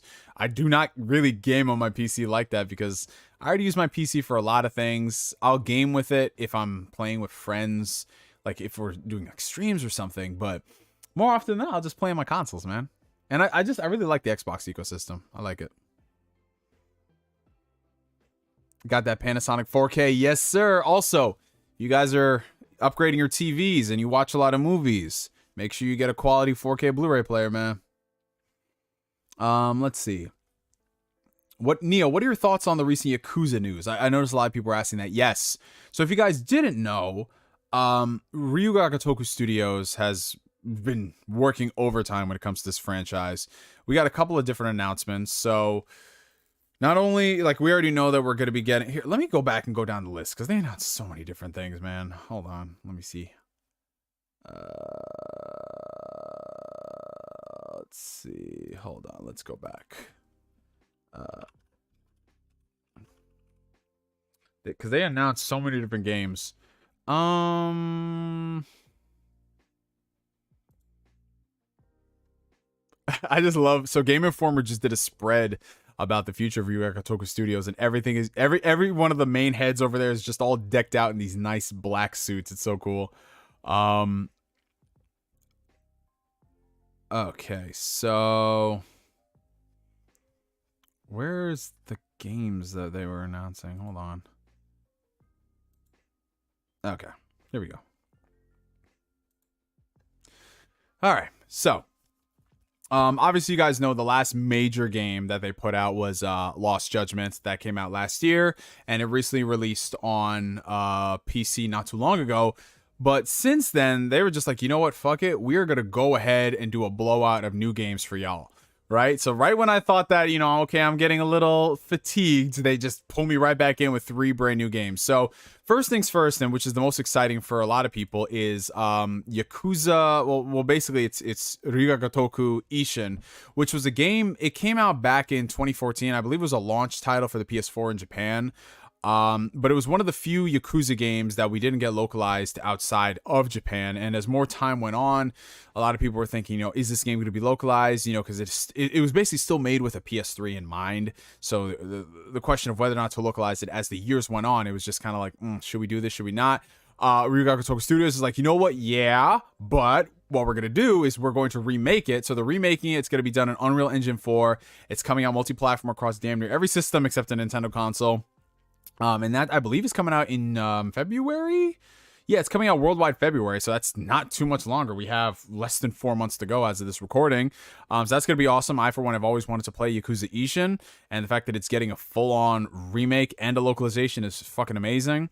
And then we're also getting, I guess you can kind of call this Yakuza 6.5. We're getting, here's the thing. So another thing they did change was, in the West, Yakuza is going to no longer be called Yakuza. It's going to be called what the Japanese title is, Like a Dragon, which I know does not roll off the tongue as much as Yakuza, and for a lot of us guys, it will always remain Yakuza. I know someone's gonna come here saying it's Yakuza. I'm like, all right, whatever, bro, whatever. But you know, they are changing the name from Yakuza to Like a Dragon, which I don't know, but hey, it is what it is. I'll get used to it. We're getting sort of a Like a Dragon 6.5 game with Kiryu in Like a Dragon Gaiden, the man who erased his name. Again, that's coming across all multiple systems, coming out in 2023. They did say that this one is going to be a smaller game in scale and scope compared to the other Like a Dragon games. See, I'm training my brain, y'all. But nevertheless, I am excited. I love Kiryu as a character, to see this story that is most likely going to bridge the gap between Like a Dragon 6.5 and See that just makes it so much more confusing, because we have a game in the States called Like a Dragon, called Yakuza Like a Dragon. It's just like, yeah, it's gonna bridge the gap from Like a Dragon Gaiden to Like a Dragon, or Like a Dragon 7 if they re-release it. And then we got the announcement, which we know, no shocker right there. We're getting Like a Dragon 8, which is going to continue Ichiban's story, which is the one out of the three that I am the most excited for, because you guys know I loved Yakuza Like a Dragon. It was one of my favorite games of 2020, and just I was so hesitant on the idea of another protagonist. Like, could this protagonist really rank up to Kiryu? Is it going to take a couple of games for me to really like him? But the story that they crafted in that game was so damn good. The gameplay was so damn good. There were a couple of minor complaints I had in terms of grinding with the game, but Ichiban and his story, Ichiban Holdings to the Moon, that damn mini game was so fucking good. And man, it's just a good time to be a Like a Dragon fan. It really is, man. And honestly, this franchise is the textbook definition of, if you want more of these games, you gotta support them. Because literally, it all started with Yakuza 0. That was like the second win for the franchise in the West. Because from Yakuza 0, we got Yakuza Kiwami, and then Kiwami 2, and Yakuza 6, and then the Judgment games, and then Like a Dragon, and now we're getting worldwide localizations. It's just friggin' incredible. I'm so happy for its success. I'm so happy for Sega, and I'm excited to see what they do with all these new games. Have any of you guys played the franchise? I know a lot of people on Xbox started it when it came to Game Pass, and they ended up loving it. Let me know down below in the comments. Let's see. Oh, so Levon wants to know, how's the Steam Deck been? Oh, the Steam Deck has been great, man. It's one of those situations where the more and more I use the Steam Deck, the more reasons I find to love it. Basically, the Steam Deck is the Nintendo Switch on steroids.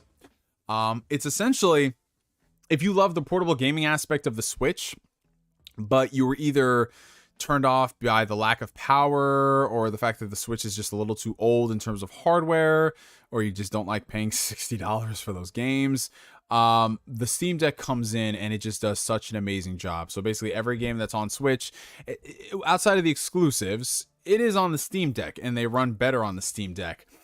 And just being able to play a lot of PS3 360 era games on the Steam Deck at really beautiful, amazing settings, and even some of the newer games with some tweaks. It's awesome, man. The Steam Deck is a tinkerer's toy. That's the best way to describe it. If you are willing to spend the time to tinker with it, to adjust the games to your liking, you're really going to enjoy the Steam Deck. Now, is it a great out-of-the-box experience for every single person? No, absolutely not, because like I said, you are dealing with the world of PC gaming, and PC gaming, as incredible of a platform to play games on, it has its own caveats. Sometimes you're going to run into issues that are exclusive to you and nobody else has ever run into them. I've definitely had a couple of those issues on PC, and then also when using my Steam Deck. Even though it's based off of Linux, there still are some issues you're going to run into with the compatibility and stuff like that. But the cool thing about it is that there's always a forum out there available, and somebody probably has an answer to a question you have. So if you are willing to put in a little bit of effort and time, the Steam Deck is a phenomenal handheld. A lot of the games on Steam, the cool thing about it is that they have this setting called Deck Verified, where it's verified by the developers to work out the box on Steam Deck. But that doesn't mean that because a game's not verified on Steam Deck, that doesn't mean it doesn't work for Steam Deck. It just means it hasn't went through all of the checkpoints. And for some of those checkpoints, it could be something so simple as, you know, having to bring up the on-screen keyboard to sign into, I don't know, Origin or whatever. But you can't use the actual analog sticks or the face buttons. You actually have to use the touchscreen to type it in. So that could be a reason why a game is not verified for Steam Deck, but it will still play. So I love it. It's amazing just running all those games at 60 frames per second and just being able to adjust it. Like, let's say, for example, when I'm at home, I don't worry about battery life on my Steam Deck. I run my games on max setting, anything I can do to get the game at 60 frames per second. Now, when I'm out and about, I might introduce some limiters, where if it's a game that I don't really care too much about frame rate, I'll cap it at 30 frames or use the 40 hertz mode to run a game at 40 FPS. You know, for some games out there, 40 FPS is a more than playable experience. I'm not saying it beats 60 by any means, but just the fact that, like, capping it at 40 means I get so much better battery and I'm out and about places. It's awesome, dude. So yeah, if you're interested in the Steam Deck, I would highly recommend it. But again, just go into it knowing that there are going to be some situations where it just doesn't work out the box like a Nintendo Switch or a PlayStation or an Xbox. It's awesome. I'm finally playing Persona 5 after wanting to try a Persona game for 7 years. Hey, that's what I'm talking about. What's up, BX Media? Or I'm sorry, B-Rex Media. It's good to see you, man. And yeah, it's been some time, my friend. I'm happy to be back. Happy to be back. $2 from Avanti. This Joryu looks like he'd be good at karaoke. Dude, that's another reason why I love seeing people get into Yakuza when they go through the karaoke sections. It's fucking awesome. I buy a Steam Deck, then I find out most of my PC games are bought on GOG. Yeah, that's kind of one of the... Okay, Apple Watch. Apple Watch has reminded me, yeah, go ahead and do stuff. I'm like, I'm sitting down, I'm streaming, I am doing stuff, Apple Watch.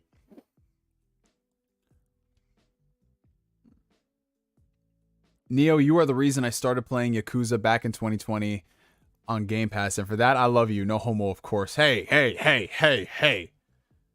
Full homo, my friend. You gotta own this shit, bro. It's about to be 2023. You gotta start owning this shit, bro.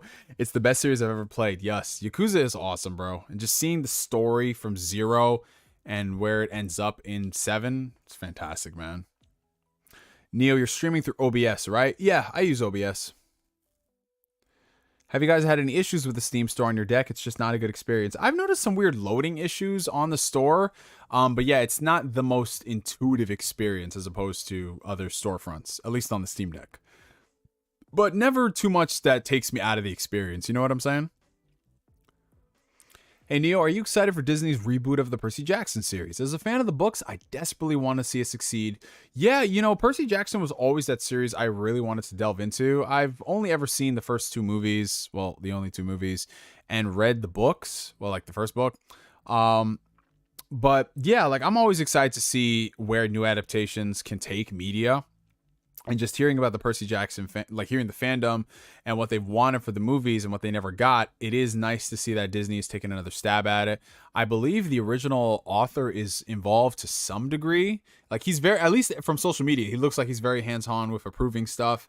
And yeah, I hope that this actually works out. But I don't know the viability of it as a series as opposed to a movie franchise, because you know there are some limitations that they have to adhere to when it comes to it being a TV show. But then again, it is Disney and the budgets of the show, so we'll see. But either way, I'm rooting for it. I want it to be good.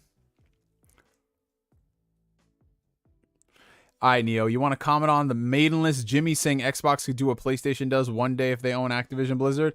Oh yeah, so here's the thing. Another reason, like I said before, talking about the acquisition of Activision and okay, so if you guys didn't know, for the past 6 months or so, we've been hearing a lot of stuff about the Activision Blizzard acquisition by Microsoft as it's going through its approval process from a lot of the regulators, and it's just a whole constant update of this place approves it, that place might not approve it, blah, blah, blah. But since it's been heating up, since the deal is going to be closing in the next couple of months, not soon, unfortunately, but by the, like in the next 6 months or so, we'll probably have an answer.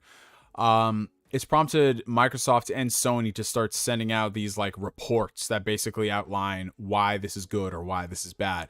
And in the case of PlayStation, the reason why it's getting a lot of talk is that PlayStation does not want Xbox to acquire Activision Blizzard, and the reason why they listed it was basically every single thing that PlayStation currently does right now Microsoft could do if they bought Activision Blizzard, which I think is very hypocritical. You know, like I don't care either way if Microsoft acquires Activision Blizzard. I really don't. I just want this deal to be over. Either approve it or strike it down. I don't care. I really don't, man. Because, you know, I don't play Activision Blizzard games, so I'm not going to sit here and act like, oh, this is a win for gamers or win for Game Pass. I don't care.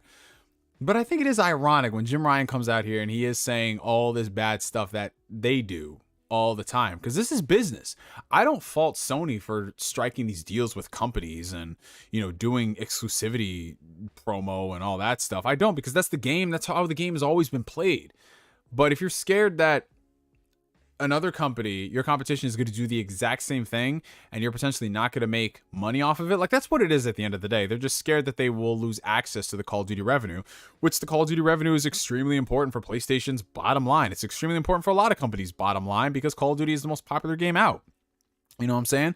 If you're talking like for dollar, especially a $70 game on top of that, you have all the other things you get, and then you have Warzone as well. It's crazy. So I get it.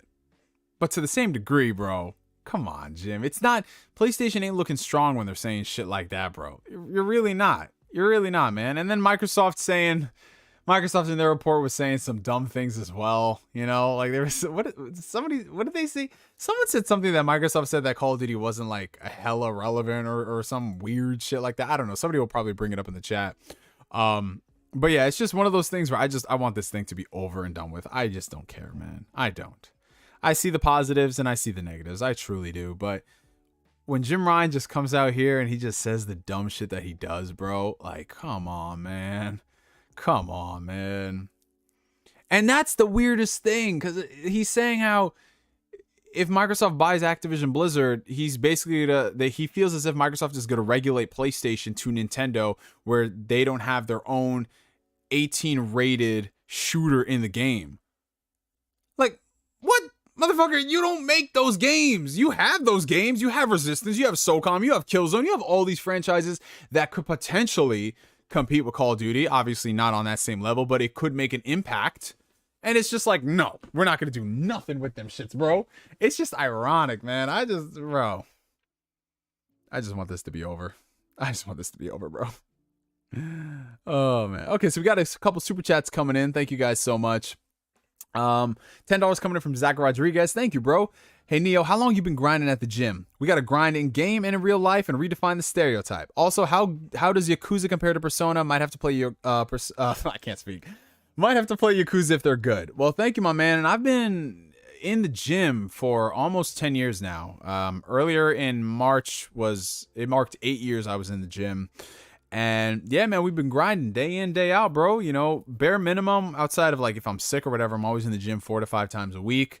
And, you know, I just feel like it's very important for people to stay active. Now, you don't have to weight train, you don't have to resistance train, but doing some type of activity, whether you're running, whether you're doing CrossFit, whether you're doing some type of a contact sport like MMA, jiu-jitsu, just anything that can get you active and keep you healthy. It does so much for your body, especially when a lot of what we do is very sedentary. A lot of us might work from home or we might work at an office, you know, playing video games as well. You know, sometimes we'll be very hunched over on the couch, you know, practice proper posture and things like that. Like there's a lot of things that we can do. And it's also good to redefine the stereotype. Like it's weird, you guys. I'm at the point now where when I tell people I'm into like games and shit, they're surprised. Which if you knew me 10 years ago, you could say, oh yeah, that nigga's definitely into this shit. But now when I tell someone like, yeah, you know, I'm into like video games, and they're like, oh, what video games? I'd be like, yeah, you know, I play XYZ. And they're like, oh, so no Call of Duty? I'd be like, nah, bruh, nah. And they're like, oh, so you really play video games? And I'm like, yeah, you know, like it's weird, bro. People finding you attractive in your late 20s is very strange. This is very strange. But yeah, Yakuza and Persona, I can't really compare them because they're apples to oranges. The closest Yakuza comparison I can make is that Yakuza Like a Dragon is a turn-based game like Persona. But man, Yakuza is just wild. It's so wacky, so many antics. It's crazy, man. Just dive into Yakuza 0. Just play Yakuza 0. And if you love Yakuza 0, you'll probably fall in love with the franchise. $10 from Xsort Edify. Can't wait till you hit that 10 million subs and on your Japanese TV talk about PS. Did you say Phantasy Star 2 Online is Sugoi? Oh my god. Well, one of these days I'll probably play that game at some point. I don't know, but appreciate the super chat, Xsort. Thank you. And then we have Daniel Pack, who's been a member of the Phantom Weirdos for the past 21 months. Thank you, my friend. Haven't played a single game in like 5 months. I keep buying them, but never touch them. Have you ever been burnt out of gaming for months on months? Yo, dude, it's so funny because shout out to the best bot, the homie Kid Smooth. He was talking about how he's kind of fallen out of love with gaming. You know, he hasn't been doing a lot of gaming. You know, if he was playing a game, he doesn't really play it for more than a couple of hours. He just loses interest. And honestly, I've been there. Like, the past year or so, there have definitely been some times where I haven't been doing a lot of gaming. Now, granted, you know, it's real world shit comes into play. Obviously, you know, sometimes you just don't have the time to play games.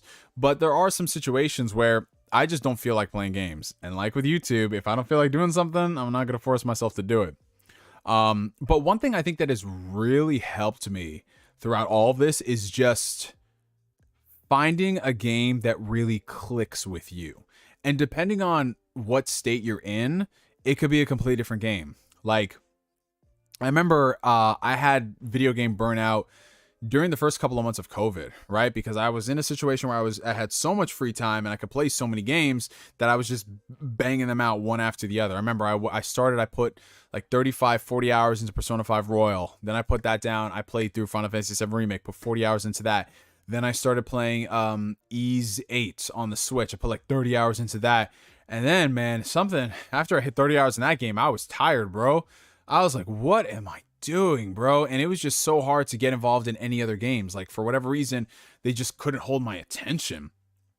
And, you know, I tried to fill the void with other hobbies, like watching some TV shows or, you know, reading books. And that helped in different ways. But it never got me back into gaming and playing a game being like, okay, I need to continue playing this. Like, I remember there's sometimes I boot up a game and I just turn my console off 10 minutes later. So it's very real, man. I think what really helps is going outside of your comfort zone and trying different things because it might hit for you. So one thing I do right now is whenever I complete a game, I don't want to play another game in the exact same genre. So if, for example, I am playing a really long Japanese RPG, I'm not going to play another really long JRPG back to back. I have to do something different because it helps keep me sane, number one. And number two, I realize that if I spend a lot of time playing one JRPG and then I try to do another one back to back and I don't finish that second game, I've essentially wasted a chunk of time on a game that I didn't finish and I could have been doing other things with that game, right? So, for example, what I really like doing right now is whenever I finish a really long game, I like to have a really short game that I can complete, something that either I want to replay or something I've been meaning to play. And I utilize the website is such a funny name, but howtobeat.com, or I'm sorry, howlongtobeat.com, also funny. I use that website constantly when it comes to looking into new games. Now, I'm not one of those people that I seek out short games for the sake of them being short to pad my game complete list or my trophy list. I just look into games, and if I see something is north of 30 hours that's going to take to complete just the main story, I'm probably not going to play that after I put 200 hours into Persona 5 Royal. I need something smaller.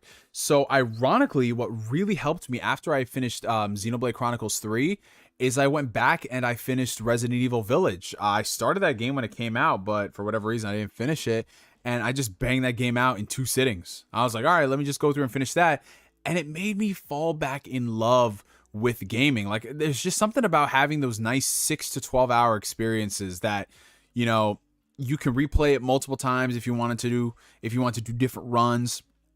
I live for that shit, man. So after I finish a really long game, I'll play a Resident Evil Village, or, you know, I've really been interested in replaying the Telltale series of The Walking Dead. I've wanted to go back through all those. So after I finish a really intensive game like God of War Ragnarok, I might play you know, Tales from the Borderlands Season 1, because I got new Tales from the Borderlands sent from Gearbox, so I might run through that as well.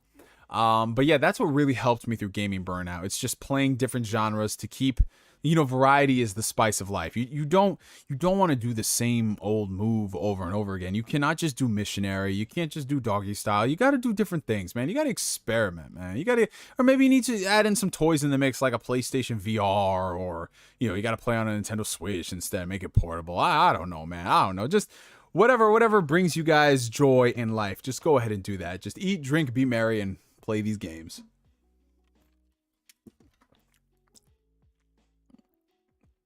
All right. Okay, so $4.99 super chat coming in from Shaq Edwards. Thank you, bro. Hey Neil, been a fan since your constant updates on Ultimate Ninja franchise. I missed that series. Any chance Naruto can bring it out for next gen? Well, Shaq, it's funny you mentioned that because there was a report not too long ago, I want to say a couple days back, where there was a trademark filed for a new Ultimate Ninja Storm game. Whether or not that's like a brand new entry or they're doing something else, I have no idea. But there could be a possibility of a new Storm game in the future. It's probably going to be more of a Boruto title than anything else. But yeah, gone are the days where we see a lot of like anime video games. I mean, we still get them every now and then, but not to the crazy degree where it's like, yo, this has a lot of quality put into it. You know what I'm saying? Everything nowadays is more about the reoccurring revenue, and it's all like the Dragon Ball Breakers or the Xenoverses, very like low risk, high reward type of titles, which, at the end of the day, that's business and what people want. But man, you guys remember the days of Dragon Ball Z Budokai 3, Tenkaichi 3, Clash of Ninja 2, Gektu Ninja Tyson 4, like those fucking days, Revolution 3, like, oh man, those games were so damn good, bro. And I wish they made more of those games. Like what is stopping them from?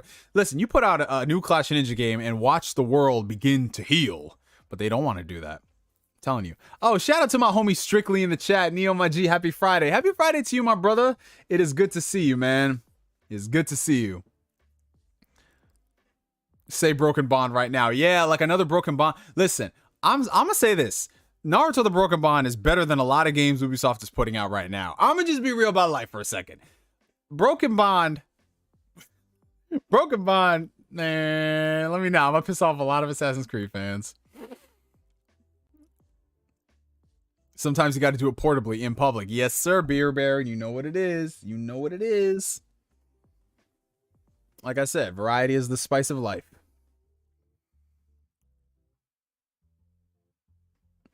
What albums have you been listening to recently? I just listened to Nas's new album. Well, I've been listening to it on and off for like the past week. But I finally sat down and like gave it a proper listen. It's fantastic, bro. But yeah, I'm still like there's a couple albums I'm still behind on. Hey Neo, have you heard about what happened to Kevin Conroy? Yep. Unfortunately, the past 2 weeks have been really rough for the nerd fandom at large, bro. Losing both Kevin Conroy and Jason David Frank in the span of like less than 2 weeks, that is not how I wanted to cap off the year, bro. Because, dude, you know how the older we get, we start thinking about the concept of death and how nobody is immortal and, shit like that and how we process death. But it's a different thing entirely when the person who passes away has such an attachment to you and you don't even know them. All you know is their voice or their performance and what they did. And it was such an interesting thing to think about, because it's like, I don't know these people. I've never met some of these people. I've been in close proximity to these people, like if I've gone to Comic-Con. But just waking up that Friday morning and seeing that Kevin Conroy had passed away and refusing to believe it, and just thinking that this man's voice has been in my head since I was a kid. And his performances have stuck with me for like almost 30 years, bro. Like, Batman the Animated Series turned 30 years old this year, you guys. That is... I can't even begin to think about that. And just seeing what a person Kevin Conroy was off the mic, like, this man embodied the best qualities of Batman in every way, shape, or form. He was just such an incredible being, spreading love, spreading hope, spreading positivity. And just seeing that man is gone, bro. It's hard. Like, to me, the first celebrity death that really got me was Michael Jackson. But I feel at that point I was a little too young to really process the concept of death, because all I really knew was like I grew up listening to his music. But when I started getting older and I got into like, you know, like when Robin Williams passed away, when James Avery passed away.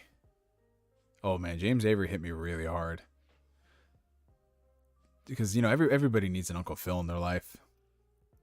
And, you know, when Chester passed away, and then when Chadwick passed, shit just hits, bro.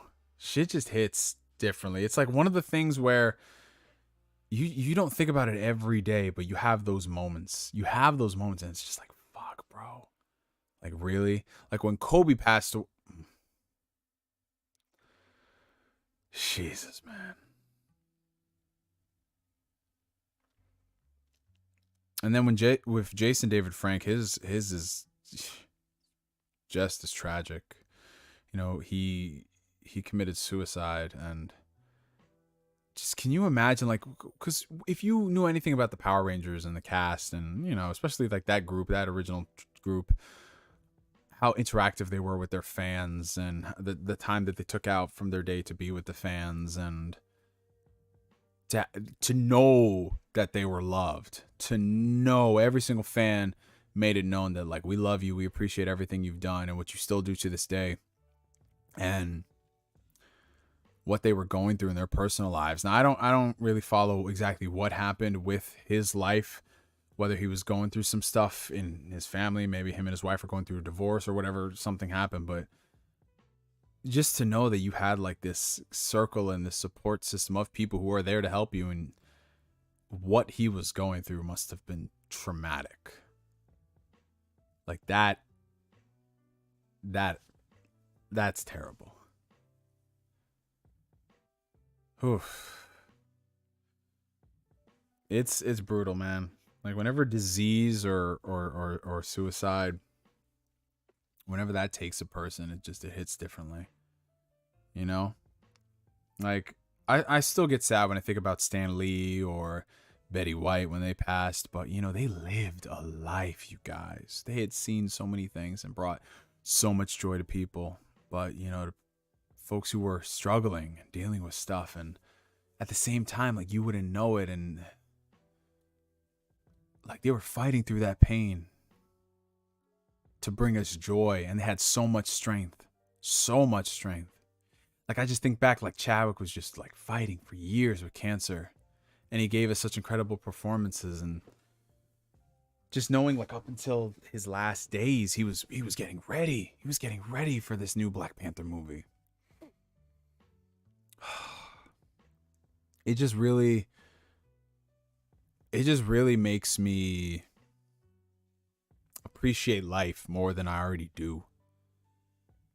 It reminds me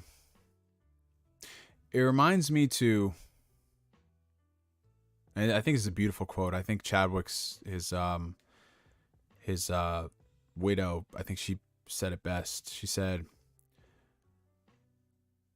"Take your time, but don't waste your time." So remember to take your time and live in the moment and do things. But just as quick as like 5 seconds go by, your time will be gone. So make sure you use it the best you can. And it reminds me that whatever it is I'm going through, no matter how insignificant it may be or major it may be, remember to deal with that stuff. Remember to deal with that stuff and come back to who you are as a person and enjoy the time that you have here, because you don't know how much time you have left. And it's it never gets easier to lose somebody, but we just learn to process it a little better.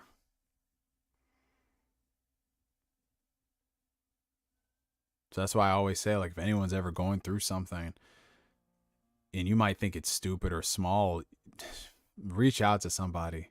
It doesn't have to be this therapy session, but it could just be a nice conversation to put things into perspective for you.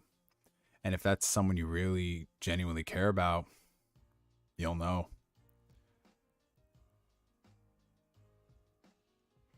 Yeah, Chris Hemsworth, he just found out that he has genes that are going to make him very likely to develop Alzheimer's later in life. He got both genes from his parents, so it's really prompted him to restructure things in his life.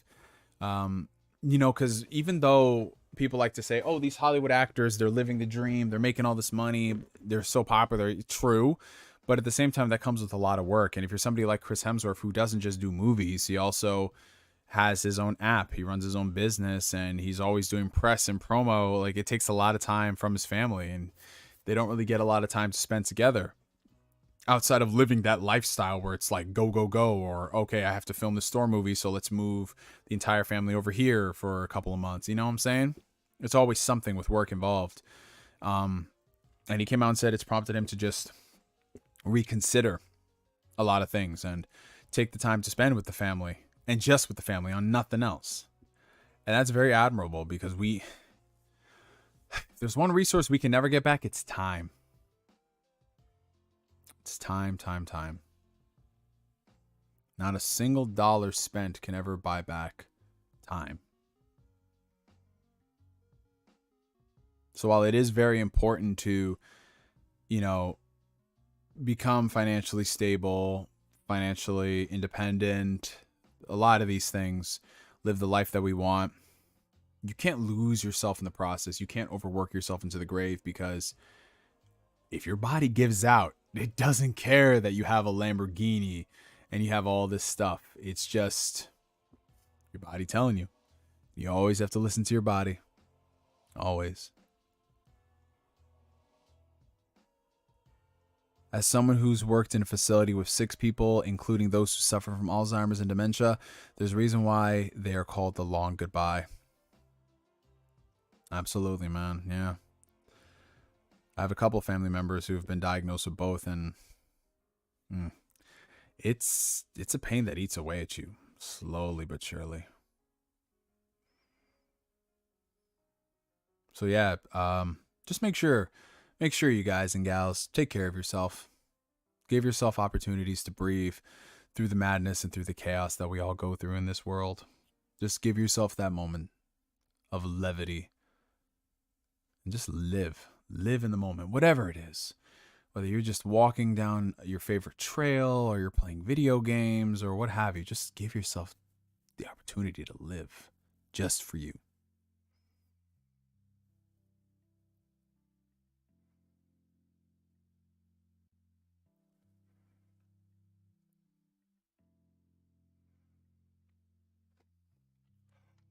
Oh, damn, bro. Who knew this comeback stream? Well, that's an Ask Neo stream for you. That's an Ask Neo stream right there. Starts getting serious. Oh, Jesus. Oh, my God. Oh, my God. Well, I'm happy you're okay, Trapped to my psych. Holy crap. I'm so sorry to hear that, dude. Jesus. How are you holding up right now?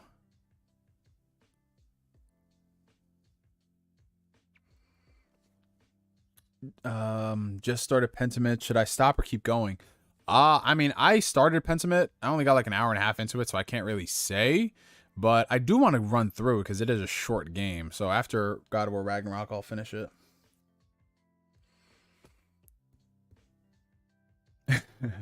Thank you, DIMWITMONKEY.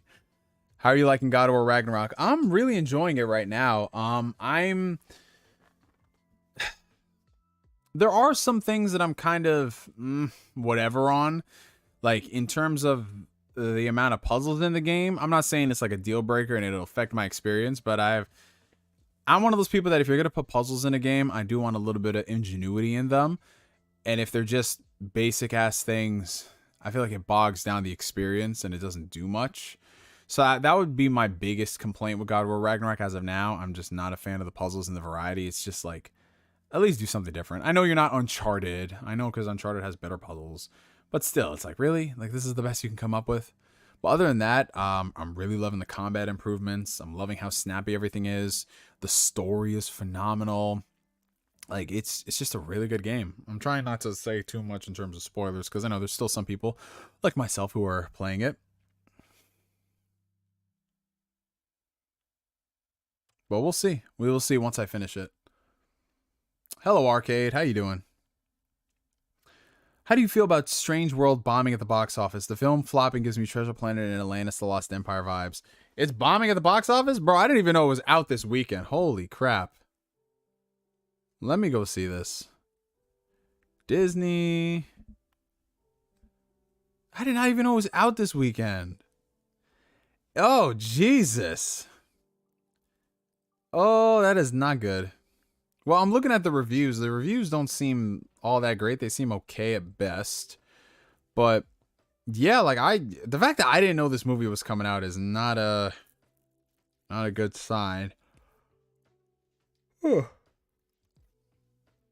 Damn, it had an 180. Yo, the budget for this movie was 135 to 180 million for an animated movie. Jesus Christ, bro. Yeah, the reviews seem all right. Nothing crazy, but oh God. Disney had to pull the movie from theatrical release in 20 countries because of the LGBTQ references. Oh, damn. Well, yeah, that's going to affect the box office, but, you know, they stick to their guns. That's good. I mean, I'll probably check it out at some point. We're talking about Disney's Strange Worlds movie. Strange World. Strange World. Strange World. It's the animated movie. It stars Jake Gyllenhaal.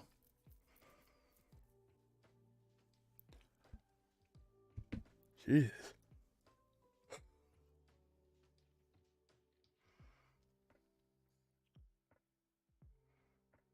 Oh my God, trapped in my psych. That's crazy, bro. Well, I'm happy you're still here now. And definitely take care of yourself, bro. That is horrifying. Jesus. Did they say exactly like what the cause could have been? Yeah, like, I know you said lack of oxygen, but like any particular reason why? Like, is there something like that runs in your family or? Oh man, yeah, that's Jesus Christ, bro. That's heavy. But I'm happy you're still here now, man. That's the important part. Okay, $2 super chat coming in from Zack Rodriguez. Neo, what are your top 5 favorite games of all time? Dude, that list is so it fluctuates so much, man. It depends on like what game I've played. So I would definitely have to say I'll throw Chrono Trigger in there. Chrono Trigger, obviously going to be a top 5 game. I'm going to throw Mass Effect 2. Got to throw The Witcher 3 in there because you know, of course. I would definitely say gonna have to throw I'm gonna have to throw that Legend of Zelda Ocarina of Time into the mix. You know what I'm saying? Like, I love Wind Waker, but probably gonna have to be Ocarina. Oh, Jesus, man. What else? I could throw Kingdom Hearts 2 there if I'm feeling like it. Man, you know, might have to throw that Persona 4 Golden too, bro. I know this is more than a top 5, but you know, it's just there's a lot of different games out there, man. It's so hard to just pick one because they all hit. If anything in my top 10, I always say could be my top 1 because they're all phenomenal games, man. Like Final Fantasy VI, Kefka, one of the greatest villains of all time, phenomenal game. Final Fantasy IX, phenomenal game. Like, dude, for real, man, it just all depends. Just all depends, bro. Oh, okay. I got you, Psych. I got you. Yes, it was a bunch of different things. It just all snowballed. Oh, Jesus.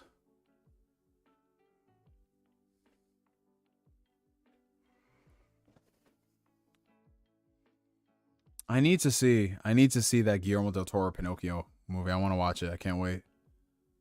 Neo liking Persona 4 Golden more than 5 is so cool. Like, listen, it's not that I dislike 5. I love 5 to death. You guys know this.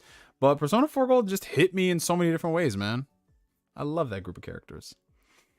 No Kingdom Hearts 3? Of course not. No, don't put that evil on me. What are your top 10 anticipated games for next year? Ooh. If they don't get delayed. Final Fantasy 16. Ooh, I'm really looking forward to, obviously, because it's been talked about so much, you know, I'll throw Starfield into the mix. The Legend of Zelda Tears of the Kingdom. Spider-Man 2, of course. I'm really looking forward to the Dead Space remake. What else, man? Shit. The new Fire Emblem game. I hope that's really good. Shit, there's a lot of stuff coming out next year. There's a lot of shit, bro. $5 coming in from Don Otaku. My top 5. Doki Doki Literature Club. Fuda Fuda Dick Dine and Dash. Honey Pop. Honey Pop 2. Sex with Hitler 3D. I don't know how this man is married. I need to have a sit-down conversation with your wife, because we got to discuss this, Don Otaku. We really got to. But Doki Doki Literature Club is definitely a top 5 experience. I will agree with you on that. Everything else, I don't know. I don't know, bro. Yeah, Dead Space remake is looking good.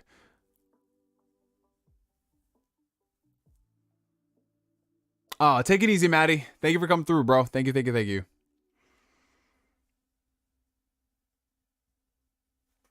Yeah, I don't know if you guys got a chance to check out that new Glass Onion movie, the next Knives Out film. I saw it a few days ago. That shit is so good, man. I want to go back and watch it again. It's fantastic, bro. Watch Don's wife be the one who encourages his games. I think that's true, Dylan. I have a feeling, bro. Oh, God. Black Bond's top 5 games. Here we fucking go. Legend of Heroes. Legend of Heroes. Legend of Heroes. Legend of Heroes. That's 4, fuck nigga. That's 4. Can't count, bro. Dude, I'm telling you, Knives Out is awesome, bro. I love the first Knives Out movie. And going into the second one, I was like, can he really match that same energy? But he did in such a different way, man. It's still got the Rian Johnson, like, subvert your expectations and shit like that. Everything is not what it seems, but it's so good, man. Oh, The Menu is next on my list too, bro. I have tickets, I think, for next Monday night, I want to say. Let me see.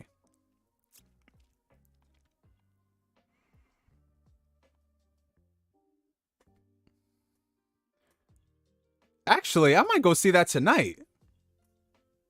I might go see that shit tonight, bro. I was gonna play more God of War Ragnarok, but I might go see The Menu tonight. Should I go see that shit tonight? Because they have a 9:10 and they have a 10:40.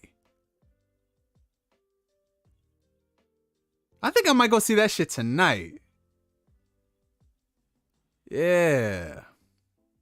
Yeah. Yeah. Oh, what's up, amazing CJB? What's up, bro? Man said back to cheating. Hey, yo, what? Out of context, that sounds so wild, bro. Yeah, because I originally had tickets for Monday. But, yeah, I'm going to go see that shit tonight, bro. Man, I might go see that shit. I might go see that shit because it looked good from the trailers. Hey, man, of course, Trapped in My Psych. I just take care of yourself, man. Like, whatever you can do to minimize this happening again in the future, just take care of yourself, bro. Oh, wait. Hold on. Cutter Freeman is telling a story right now. Whoa, hold on. I gotta scroll back. Okay, this is some... Hey, Ham Solo, what's up, bro? What's up, my brother? No, you demand, bro. Hold on. Okay, hold on, wait. I gotta go back. Okay, so Cutter Freeman's telling us a story. Here we go. So last Q&A, I told you guys that a friend of mine at my new job was trying to hook me up with one of our coworkers. I think I remember that. Well, turns out said friend was into me despite having a boyfriend. Ooh, shit is getting spicy. Here we go. Okay. Since then, she's been going back and forth between saying nothing can happen and then coming over and making out with me while lying to her boyfriend. Oh, this is not good. This is not good at all. Then the guilt finally got to her, so she told her boyfriend about us, and this man says he understands and he's cool with us hanging out as long as she put an end to the cheating. What? The guilt finally got to her, so she told her boyfriend about us, and this man says he understands and he's cool with us hanging as long as she put an end to the cheating. Wow. This simp era, holy shit. Now 3 days later, back to cheating. Oh my God. Well, I mean, like I said, once a cheater, always a cheater. I don't care what people say, bro. Holy shit. She for the streets, man. Listen, you a neutral third party in this case, man. You have done nothing wrong. So you just enjoy yourself. But man, you would never wipe that up. Never wipe that up. Hell no. She got no respect for him, and she got no respect for herself, bro. Oh no, no, no, no. This is why the dating game is fucked up, bro. You got fucked up people who are single, and you got fucked up people who are in relationships. Oh hell no. Oh, this is not a good look, bro. No, it's not a good look. Oh my. Ham Solo comes in. He's like, wow, that's insane, bro. This is crazy. Oh my god, this mess sounds like a vibe. Oh my lord. Oh, so no, I'm not gonna watch the Cowboy Bebop Netflix show, the live action one. I'm good. I wanted to watch it because I knew it was canceled and it's not getting a second season, but I got other things to spend my time, like rewatching Cyberpunk Edge Runners, which you guys have not seen that yet. Watch it. Also watch Arcane and Castlevania. Bro, you can't date that shit. You can mess around with that shit, but you cannot date that shit. You cannot date that shit. Less attachments with that, the better. My lord. Have you watched Wednesday yet? I have not watched Wednesday yet. I have not. I heard it was pretty decent though, so I might check it. What about One Piece live action? I'll give that One Piece Netflix show a shot, but I'm not over here hyping it up. If it's good, it's good. If not, I'll be like, anime. Would you like better, Arcane or Edge Runners? Ooh, it's tough, man. I have to watch each of them one more time, which will bring my Arcane watches to 3 and Cyberpunk to 2. But I really loved Edge Runners a lot. I loved Arcane too, but they're just like, they're two goats. They're two different goats. I had a friend where his girlfriend got married with a couple months to a full year after a 5 or so long-term relationship with him. I was like, hell no, she was cheating. That's way too fast. Whoa, wait, what? Yeah, so he was in a 5-year relationship with this one chick. They broke up, and then she got married a couple months to a full year later. Yeah, that's wild, bro. That is insane. If you just got out of a 5-year relationship, I can understand you dating a couple months later, sure. But getting married? Oh, no. That's something was going up. Something's going up. Neo, did you ever finish Cyberpunk? No, I didn't. So once I finish up God of War, I'll probably be running that, because beating Cyberpunk is much faster than playing Persona.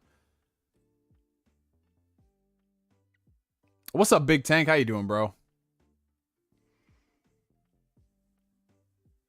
I just be starting these games at the wrong times, man. I remember I started Cyberpunk, and boom, Persona 5 came out on the Game Pass. I'm like, shit. What do you think about Indiana Jones 5? I'm looking forward to it, if only because James Mangold is directing it, and James Mangold is a good director. I really liked the Wolverine. I loved Logan, for the most part. I mean, it's still got some of that Fox Marvel things, you know, but it's still a really good character piece. And yeah, Ford versus Ferrari was great, and so I think this will be solid too. So I just hope, I mean, honestly, you can't get worse than Kingdom of the Crystal Skull. So it's upwards from here. We're good. Spontaneous Live. Nice. Yeah, Ultimate Power. We're coming back to these. We are going to be streaming more consistently now every Tuesday evenings, unless something changes and we switch the date. Oh, we have 69 viewers right now. Nice. If you guys are enjoying the stream, make sure you hit that like button. It helps out the channel tremendously. Really appreciate you guys. Thank you. Thank you. Hey, Neo, big fan of your vids. Just wanted to say why you took a long break. Yeah, Cypher. So I talked about this earlier in the stream, but basically, part of the reason was I was just really working on myself, you know, my mental health, things like that. And another part was there really wasn't a lot of stuff for me to talk about, so I wouldn't really get on here and stream if there wasn't a lot of stuff I wanted to speak on. But I appreciate the support, my friend. Thank you. We back at it, man. Yeah, I had a good thing, bro. I had a great Thanksgiving, Big Tank. Hopefully, same for you, man. She was pretty lit. Good time with the family. We got our drinky on. I actually didn't even drink that much yesterday. A lot of people look at me and they assume I'm an alcoholic, but nah. All I had yesterday was a shot of whiskey and a little bit of moonshine, and I was good, man. That was great. Edge Runners is better in every way. The story, the visuals, animation, music, characters, everything is League's better than Arcane. I have not watched Arcane. I just hate League. Oh, look at this guy, Daniel Pack. And let me just, but listen, I will say this much. Cyberpunk Edge Runners has gotten people to play Cyberpunk who didn't care about Cyberpunk. I haven't seen anybody watch Arcane and go, I want to play some League, bro. Oh man, you guys are a fucking trip. Man, I fucking missed you bastards. I missed you guys so much. This man said he had an 8-ounce cup of Crown. What? You know how much 8 ounces is, bro? That's crazy. Yeah, man. But I just looked at the clock, you guys. It is officially 8:30 p.m. over here on the East Coast, and I think that's a good ending point for today's Ask Neo stream. Well, tonight's Ask Neo stream. I know I've said this like multiple times throughout the stream. A lot of you guys have been here since the beginning, but I want to say from the bottom of my heart, man, thank you guys so fucking much. I know I should not have left y'all in the dark like that. I should not have been a black dad. I should not have adhered to the stereotype. So for that, I apologize. I am so sorry from the bottom of my heart. But in all seriousness, like, thank you guys so much. Thank you guys for showing up. Thank you guys for checking in. Thank you guys for just like being the amazing people that you are, you know? And I know we caught up a little bit in the stream, and we'll speak more later on as we do more of the streams. Listen, like I said, your boy Neo is back, so it would have been Neo if he didn't inject a little bit of levity into the serious combos. You know how that shit goes. But we back at it like a crack addict. We got a lot of stuff planned going forward. Like I said, Ask Neos are going to be resuming Tuesday evenings going forward, bar something crazy happening. And if not, we are going to find a day. We are going to bring back the weekly streams. It doesn't matter if it's going to be on a Tuesday or a Wednesday. It doesn't matter. We are going to make it work because that's what we do. I've missed you guys so much. And, last minute super chat from Flame, $2. You should watch this show. Your boy Kong Ming, just saying. Well, I mean, Flame, you recommended me some pretty decent shows, man. So I might have to add that to the list. Who knows? But yeah, you know, it was just so awesome to see a lot of you guys, a lot of OGs, a lot of new folks. You know, it's good to see you, Neo. The only thing we're missing is Colin, your boy. Yes, we are missing Colin, but you know, he's probably working because, you know, he does work in the movie theater. So, he's probably just working, like, what is this, like the third weekend for Black Panther? So, you know, a lot of stuff happening holiday weekend and all that. But before we go, we got to do something that we have not done in not 1, not 2, not 3, not 4 months. Not 4 months, 30, 60, 90, 120 days have gone on without us doing an old Neo classic. And I'm, of course, referring to the hydration check, ladies and gentlemen. Now, for y'all who are tuning in for the very first time, welcome to the stream. As we leave and go off into the world and do whatever we do, what we do is we do a hydration check, which a hydration check is my way of making sure that not only I am drinking my daily amount of water, but you guys are getting some type of water, because I know a lot of y'all are alcoholics and a lot of y'all are Mountain Dew addicts, and we gotta fix that. We gotta just ingest a little bit of H2O because it helps our skin, our nails, our hair as we start to do different things with our hairstyles, shit like that. I don't know. I might get my hair fully locked next month, you guys. I've really been thinking about it. But yeah, you know, all you got to do for this hydration check is you get your favorite H2O beverage of choice. And I say favorite H2O beverage, not a clear beverage, because I know how some of you vodka tequila drinkers can be.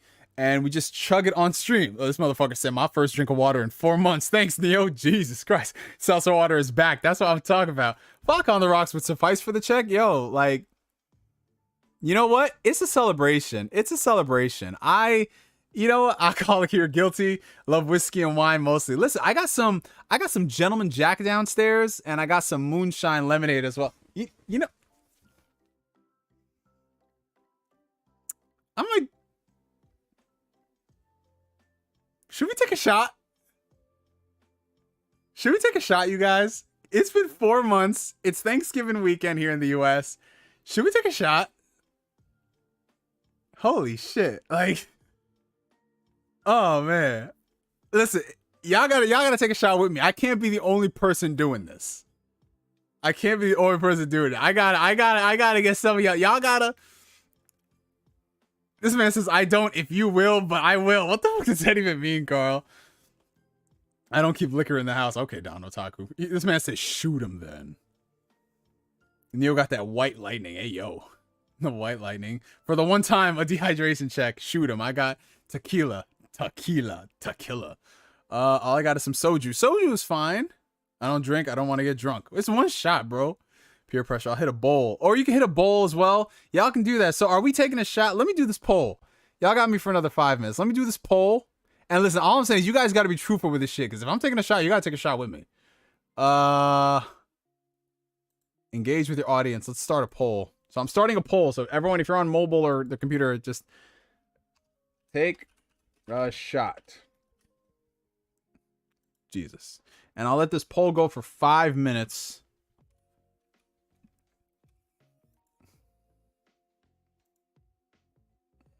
All right. So I put the poll up. We got till 8:45, so we got 5 minutes. And listen, if you vote yes, I know some of y'all are just trying to encourage and peer pressure, but I need some of y'all to take a shot with me. And I need some proof. So y'all gotta at me on Twitter. Or if you don't want to do that shit publicly, DM me y'all taking a shot. I need to see this shit. I need to see y'all doing this shit. I can't be alone. I can't be alone. I need y'all to at me with the shot or DM me on Twitter with the shot.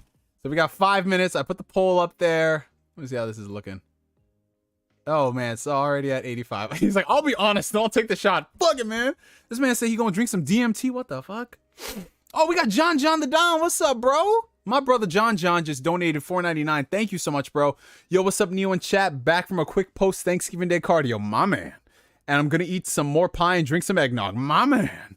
I'll take a shot with you. Gian-GianThaDon. Let's go. That's my guy. Oh, damn. Damn, that poll is changing. We went from 85 to 84. Holy shit. Now we're at 85 and 15. Get your questions in. You always got the box cut going. Ever thought about getting dreads? I was thinking about getting that shit locked up, bro. Because I've been wearing my hair mostly as an afro for this year. And then like the past couple months, I just decided to bring the sides down a little bit. My hair has been growing really quick. Like I just got my haircut not too long ago and it's already doing its thing on the sides. But I've just for the most part been twisting my hair, you know, using the sponge brush and just doing that, you know. But I'm thinking of getting that shit locked, bro. I'm high-key thinking, man. What's up, Dominique? Corey Gryffindor, what's up? He's like, I'm driving and listening, so that's a no for me. Yes, Corey, I am. Well, you can take a shot of mayo. You can take a shot of mayo, Corey. There's nothing in the rules about that. My shot is gonna be Kool-Aid. Hey, man, being consistent. You ever thought about going babyface again? Nah, you know, I've been low-key, high-key considering like shaving my beard at one point, but then I'm like, I look back to how I used to look back in the day. I look like a whole fetus. Hey, look who's in the chat. We got two goats. We got the homie Royal Boyle 78, Neo, my brother, and we got the homie Jez Corden. Jez, what is up, dude? I'm about to say, isn't it like really late over there for you? But knowing Jez is up like till 4 a.m. in the morning anyway. So my brother, thank you so much for the super chat, my guy. So for those of y'all who are joining in right now, we're actually debating on whether or not we should celebrate the return to the streams by taking a shot. We've got a poll going on right there. As of 2 minutes ago, we got 29 votes, 79% in favor, 21% not in favor of taking a shot. 3 a.m. almost. Have a good one, man. Hi, thank you, my brother. I appreciate that. Damn, this man said 3 a.m. almost. Jesus Christ, that's wild. But yeah, that's the poll going on. I'm with you. Check your DMs. Oh, let me see. I'm gonna check my Twitter DMs. Let's see what y'all be posting. Oh, damn, somebody sent a nude. Jesus Christ. Okay, what did Chuck send? Chuck got the shot. What he got there? Let me go ahead and put the brightness up on this bad boy right there. Oh, this man, he's playing Pentiment. He got that Series S action going. Why do you have a razor next to your Xbox controller? What's up with that, bro? Was this man shaving and gaming at the same time? I love it. Oh, he ready to go with that shit, bro. I love it. This man got a nice Muhammad Ali poster in the background. That's what I'm talking about. I'm just like analyzing everything in Chuck's room right now. Oh man, take that shot. I'll take the shot if you take the shot, Royal Boyle. We got 999 super chat coming in from Dak76. It doesn't say anything, but I appreciate that, my guy. Thank you so much. He's got an OG Battlefield 3 icon. That's bringing it way back then. There we go. I'll take a shot of mayo. Hey yo, see Corey Gryffindor, you ain't gonna be alone. Jez is going to take a shot with you. When are you going on the Gaming Illuminati podcast? I guess when they invite me in our schedules mix. Maybe that. All right, so we got 1 more minute left. 77%, 23 no. What's your Twitter handle? My Twitter handle, if you guys want to follow me, is twitter.com/NeoGameSpark. They're trying to make you get crunk. Adam, my brother, what's up, bro? How are you? Yeah, they trying, bro. They trying, bro. But I'll just link my Twitter down below if you want to give your boy NeoGeo a follow. NeoGeoMayoSpark a follow. There you go.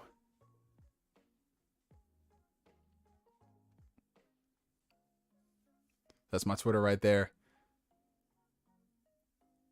Oh, you got some Black Friday shopping? What'd you pick up, bro? We were just talking about Black Friday.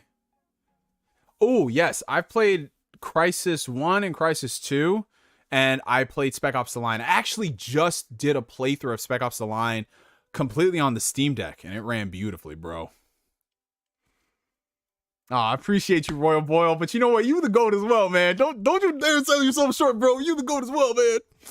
Okay, 4K Blu-rays, I love it. Okay, guys, so we are officially... It's been 5 minutes since the poll, 35 votes, 74% in favor, 26% not in favor. You know what that means, guys? It means we are taking the shot. I am a man of my word. I'm going to go back downstairs. I'll grab the bottle. I will be right back. Sit tight. And get your supplies ready for taking the shot with me.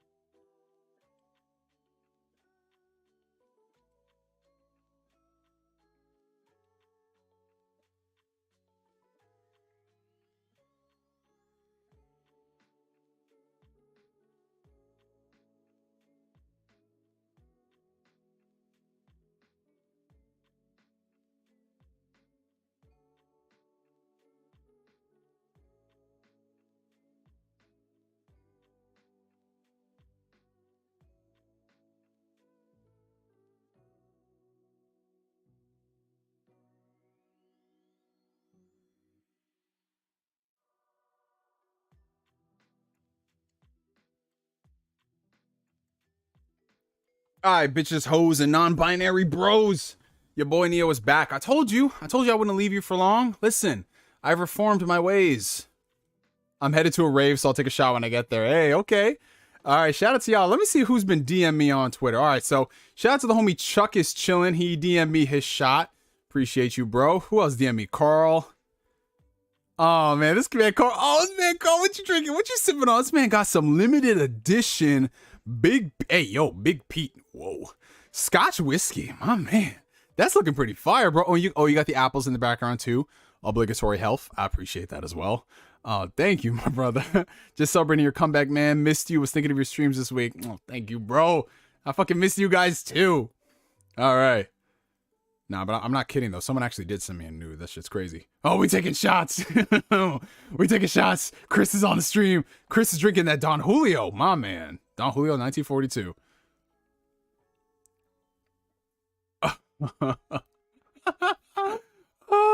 Okay, all right, guys. Here we go. So, what I'm gonna be drinking tonight is, of course, Jack Daniel's Gentleman Jack Double Mellow Tennessee Whiskey, distilled and bottled by Jack Daniel's Distillery, Lynchburg, Tennessee. Right, 40%, 80 proof. This is like my new preferred way of drinking Jack. I still like the OG Jack Daniel's, but this is like a nice step up. I was tempted to get a bottle of Winter Jack because I do like the Winter Jack, but this right here is like the smoothest Jack I've ever had. Of course, the shot glass in question is going to be, and I know, I got to get my nails trimmed. Sorry. But shot glass in question is going to be, of course, the Heartless Kingdom Hearts shot glass. And yeah, that's what we're doing tonight. We're doing some whiskey. Let's go. I drink the same one. Okay, nice. That's what's up. So I'm just going to pour this. And of course, it wouldn't be me if I didn't spill a little bit on my mouse pad, but it's all good, man. It's a celebration. It's a celebration. I don't even know if this is legal on YouTube, but fuck it. I've been around here long enough. All these new YouTube police, they're reciting me the rules. I was here before there were rules. Don't tread on me. But yeah, so here we are. We are going to be toasting a toast to life. A toast to being grateful to be alive and being able to spend such incredible time in the company of such incredible individuals, right?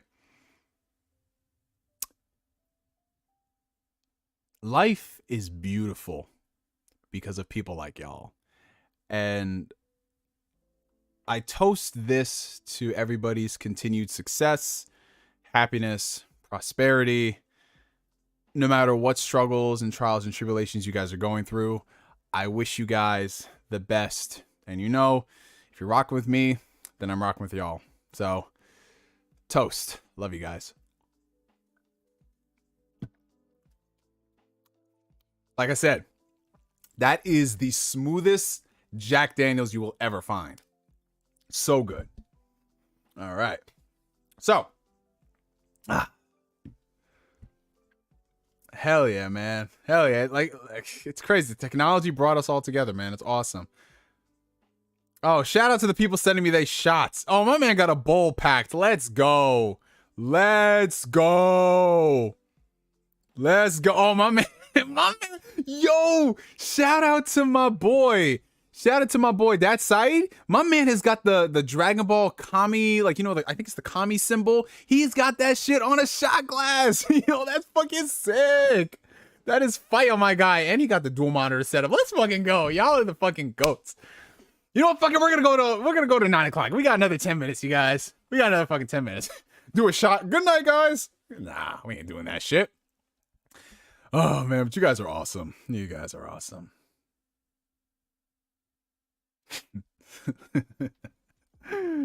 Oh man, but just because we did the shot, do not forget the fucking hydration check. That is still coming. That is still coming. What, you forgot? You forgot, Don Otaku? Can't run away. You can run, but you can't hide, my friend. You can run, but you can't hide. It's time to stand. Stand up and move for a little 1 minute. No, Apple Watch, I will not. I'm here with the homies. We're hanging out. I don't think I'm going to the movies. I'm gonna hang with y'all. I'll see the movie on Monday. I need water. You do need water. You need a lot of things. You need a lot of help, Don Otaku, but water is definitely up there. Nah, but oh, Ryuzaki Koizumi's gonna be the designated driver. You know what? We need people like that in life. I appreciate that, bro.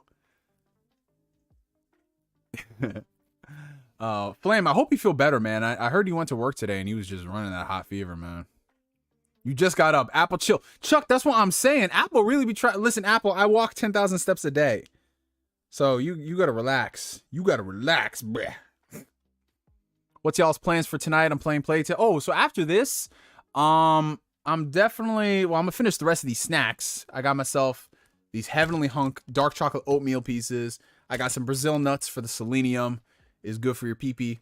And yeah, I'm probably gonna get some gaming in. I'm gonna put some food in the oven. Well, I mean, I got Thanksgiving leftovers, but you know, I gotta get the protons and shit. So I'm gonna cook up some chicken, and I'm gonna have a bunch of mac and cheese, of course. And I'm just gonna chill. I'm gonna vibe out for the rest of the night, play some over God of War. No, I'm not gonna. No, I just want to take one shot. I'm not gonna take anything else. Bro, I thought that was shrooms. Oh yes, yeah, this all the shrooms right here. Look at this. Look at this guy. Look at all this contraband. Oh, this oatmeal dark chocolate flavored contraband. Yeah, that's what you heard, man. Selenium is really good. Selenium is really good. Oh, you're gonna go to the club? Hey, Corey Gryffindor's out to the club, man. Yo, y'all see Corey Gryffindor dance? I've never seen a brother do the damn limbo like I seen Corey Gryffindor do the limbo. This man just went down and he never came up, bro. He kept walking. I was like, oh, Jesus Christ. This man's crazy. Yo, you ever chase liquor with more liquor? I've done that before. Shit is funny as fuck. Are there times when you get sick of movies? Not really. Because there's always different kind of movies to watch, you know? Like, I'm that type of person who I can sit down and watch The Lord of the Rings extended edition in one sitting and be just fine. You know? Vampire Survivors, I definitely want to check that game out. I think it's going to be next on my list after I finish a few things. I got so much stuff, man. Like, I'm going through God of War Ragnarok. I got to finish Bayonetta 3. I got to finish Plague Tale Requiem. Those are the 3. And then Persona 5 Royal and then Witcher 3 playthrough. What's a movie you can always rewatch whenever? Spider-Man Into the Spider-Verse. The 40-Year-Old Virgin, super bad. Mean Girls. I can rewatch a lot of comedies. Atlantis, The Lost Empire. The first Hangover movie. Captain America Winter Soldier, Guardians of the Galaxy, Iron Man, Batman Begins, The Dark Knight. A lot of movies. Yeah, Atlantis Lost Empire was awesome. Oh, speaking of, so you guys, you're gonna get like a little bit of a mini Blu-ray update exclusive to the stream that I haven't showed off yet on Twitter. I mean, it's not a crazy Blu-ray update. I'm still waiting for a couple of things, but I got some stuff over Black Friday. Well, this one right here is not really a Black Friday pickup, but I did get this because it came out like on Tuesday, and I really wanted this. This is WALL-E. I don't know if you guys knew, but this is, I believe, Disney's first collaboration with the Criterion Collection, and this is Pixar's first film with Criterion. And it was really awesome because it's a director-approved transfer, which is going to look absolutely incredible. And the thing about Criterion Collections is that they always come in these really fancy packagings. I love that. But this was on sale day one for $25, which is absolutely insane because most Criterion are like $40, $50 when they come out. But that's great. I really, really wanted to pick this up, and I'm happy I did. I also got a couple of 4K Blu-rays, one of which unfortunately got lost in transit, which is the reason why I ordered all these Blu-rays. Because the thing is, I bought all these Blu-rays, well, not WALL-E, but the Blu-rays I'm about to show you guys, I bought these on Walmart. And the thing about Walmart is that they have like this certain threshold you have to hit to get free shipping. So it was like add a certain amount of things to equal $35+ and you get free shipping. I was like, all right, fuck it anyway. They're all on sale. But the Blu-ray that I wanted got lost in the post for some reason. And that Blu-ray was Everything Everywhere All at Once on 4K with a special slipcover. And it just got lost. And I was like, fuck. So I just got a refund for that. Kind of sucks, but whatever. But yeah, so the first movie I got here is Get Out. I think I paid like $9 for this one. I'm surprised I didn't have this in my collection sooner since I really enjoyed this. I saw it in the theaters with my sister. My sister and I have seen every single Jordan Peele movie when they've come out. So we saw Get Out together, we saw Us together, and we saw Nope together. But yeah, out of the three movies, Get Out is definitely my favorite. I love what he did with this film, and just to have it on 4K and paid $9 for it, awesome. Get Out is fan-fucking-tastic. And I'm really glad I saw this in the theaters because, man, the audience was lit when we saw this shit. This one right here is probably the worst cover of any of like the 4K Blu-rays in my collection, next to something like, you know, the Spider-Man No Way Home. Like this is just sinful. Like, what the fuck kind of cover is this? Look at this. Oh my god, that is just like terrible, bro. But this right here, you guys will understand exactly what I'm talking about when you see it. The Suicide Squad. Love the movie. Fantastic movie. James Gunn. It's great. But look at this cover. This cover is so fucking lame. And this is the censored cover. So they have another cover that has them with their weapons and shit. This is the 4Kids cover that has no weapons and they're just running in there. What the fuck is Harley Quinn doing? I have no idea. I really don't. I don't get it. They're just all like shit. But really good movie. I'm excited to see the transfer. I heard this is a really good transfer as well. And again, another movie I'm surprised. Well, I know the reason why I didn't have this movie in my collection because I wanted to get the 4K Steelbook, but Best Buy was fucking up and I couldn't pre-order it in time. So I was like, all right, screw it. So I just got the regular movie when it came out, $9. Dune. Really excited about this one already because you guys know I love Denis Villeneuve. I love his movies. I love this film so much. This adaptation is great. Cannot wait for the future. And this I heard is like one of the best looking 4K discs. So yeah, I keep saying I'm really excited to check this out. That's all I can really say because I've seen the movies. You guys know what I think about the movies. But yeah, I got Dune for $9 as well. And yeah, there's a couple of other 4K Blu-rays that I have coming in the mail soon. Oh wow, so Adam just sent me like his 4K Blu-rays. He got a lot of shit. Oh, of course he got Everything Everywhere All at Once. Oh, and The Green Mile, Edge of Tomorrow. Good movies right there. But yeah. So yeah, that was like my mini 4K Blu-ray update. I also have a bunch over. Hold on. You can't really see it, but there's like this pile in the darkness right there a bunch of 4K Blu-rays I bought like last month on Amazon on Prime Day. They had the sale. It was awesome. Shit, what else did I buy recently to update you guys on? This is the Goku figure. I got that from Gabe. Shut up, Gabe. He got it for Christmas a while back. I just fucking love it. I was thinking to myself, where am I gonna put this Goku figure? I was gonna put it on my desk, but I was like, I want it to be visible in the videos and the streams, and then boom, perfect example right there. And yeah, I think that's basically it as far as like recent purchases. I mean, you guys know everything else because of Twitter and shit like that. But yeah, I just noticed it is officially about to hit 9 o'clock over here, and I've noticed the music has stopped playing, which means that stream is over and done with. So I guess, ladies and gentle germs, this is where we part ways for the night, my friends. My God, I can't believe it. It's like 2.5 hours. Why did my ex just text me? I don't need that energy. I do not need that energy in my life. Anyways, so I did not mean to end it on that note. That was so fucking weird. But you guys know me. I just be saying the shit that comes out of my mind. See you in 4 months, Neo. No, she sent me a message saying like, oh, this is totally us. I'm like, why are you sending me that? Like, bro, you in a whole relationship. Why are you texting me? Weird shit, bro. Weird shit, bro. I don't know. Maybe I have that effect on people. Nah, I ain't gonna do that, bro. I'm working on something. I'm working on some. Yeah, I gotta hit that block button, bro. Anyways, oh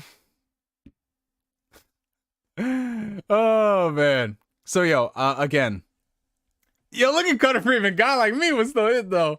Pull a Zagashi and go on another hiatus. I would never do that to you guys unless there was some type of emergency. But you know what?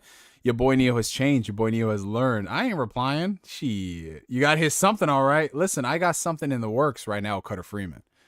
I got something in the works, my friend. In the works, man. Don't worry. Don't worry, my guy. Don't worry. Don't worry. Don't worry. But again, thank you guys, as always, so much for coming through the streams. Thank you guys so much for being you. You know? Just thank you guys so much for being the incredible people that you are. This shit will not let up. Go away. Anyways, strong arm steady. Oh my God. So the read receipt is enough for reply. That's what I do, Ultimate Powered. That's what I do. So before we go, as always, it is a custom with all the Ask Neo streams, unless you're doing a celebration comeback stream where we take a shot.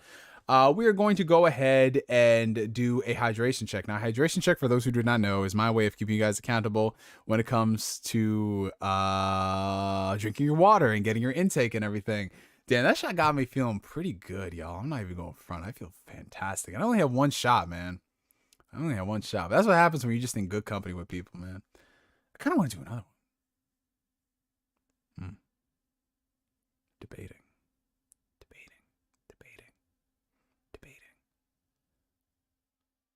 I thought the shot was hydration check. Nah, it wasn't hydration check, bro. That was a dehydration check. Someone here said it. Like, that's a dehydration check. Time to take a trip to the hydration station. You know what? Fuck it. It's been too long. I'm going to do another shot. You guys. I'm going to do another shot.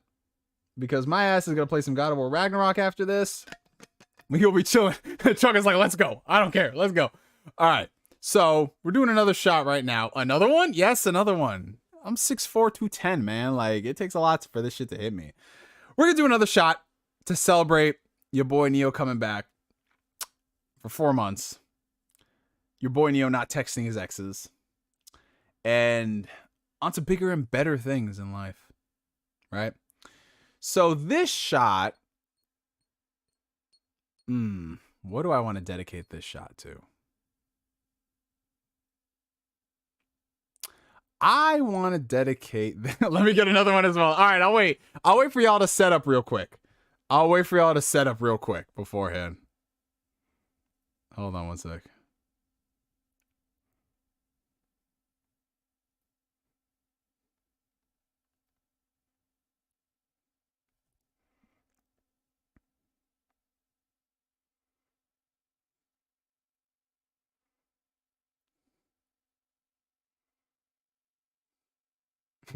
Shots, everybody. Dedicated to the X you're about to rail king? Oh, hell no. I'm good, Chief. I don't do that. I don't do that, nah. 3 more and you gonna text back? Hell nah. Neo, for real, thank you for introducing me to Atlas. She's a fine lady, bro. She's a fine lady, but she's got some caveats. That's all I could say, Flame. Okay, so when you guys have got your shots, just comment down below in the comment section. I gotta reply to one of my homies. Homies over hoes. Homies over hoes. This man said this is the shot we gotta take to stop hearing about Activision Blizzard.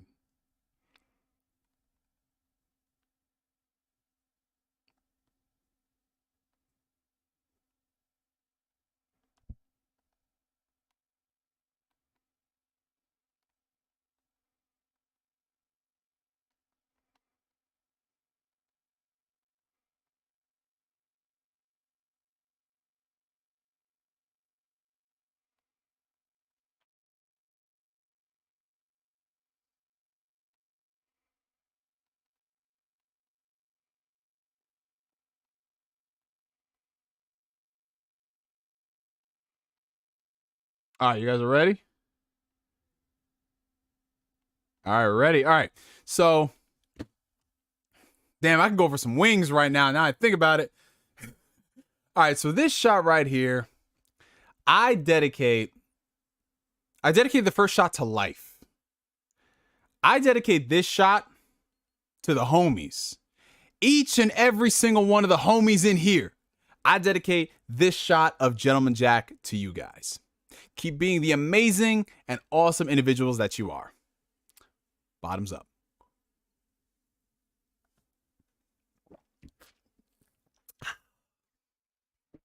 All right. Okay. So now that we've done that, get your H2O and we're going to do another shot. I dedicate this shot to our livers. Bottoms up.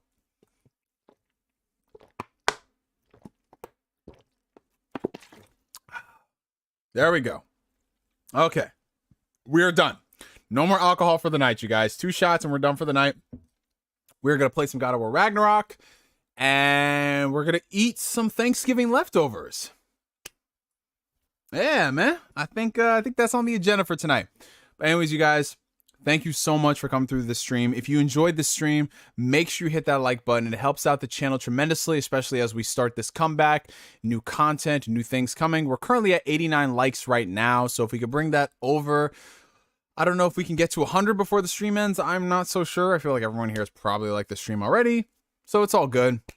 But if you haven't hit like, definitely hit like. And if you haven't, check out the video description. You'll have links to all of our social media outlets. If you want to hit your boy up, you can go ahead and follow me on Twitter. Twitter.com/NeoGameSpark is where I congregate. That's where I can post all my hot takes. And that's where we can keep in contact with each other and send each other shots and shit like that. And shout out to everybody who went ahead and sent me shots. I got a couple of photos coming in as well. You guys are fucking amazing. And yeah, we are going to be resuming Ask Neo on a consistent basis starting this Tuesday evening. I haven't exactly figured out the time as of yet, but I'm thinking like 6:30 Eastern Standard Time. That sounds pretty cool.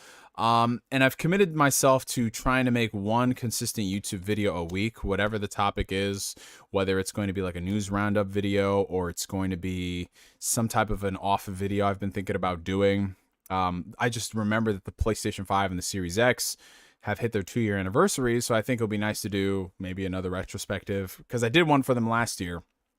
So it'll be interesting to see how things have changed from last year to now, even though not a lot of stuff has really happened when you think about it. But yeah, I think it'll be cool just to challenge myself creatively to get back into the swing of making consistent content. I think 1 video a week is pretty doable. But yeah, that's stuff for the future. Again, I know you guys are definitely tired of me saying this, but thank you guys so much. You know, not just for coming through the streams, not just for Twitter, but just thank you guys for being you. You know, the world can be a really cold place at times. But one thing that I am extremely thankful for, and I realized this, I say later in life, obviously I'm still young, I'm only 29, but It wasn't until I got into my 20s and I started to meet really incredible people who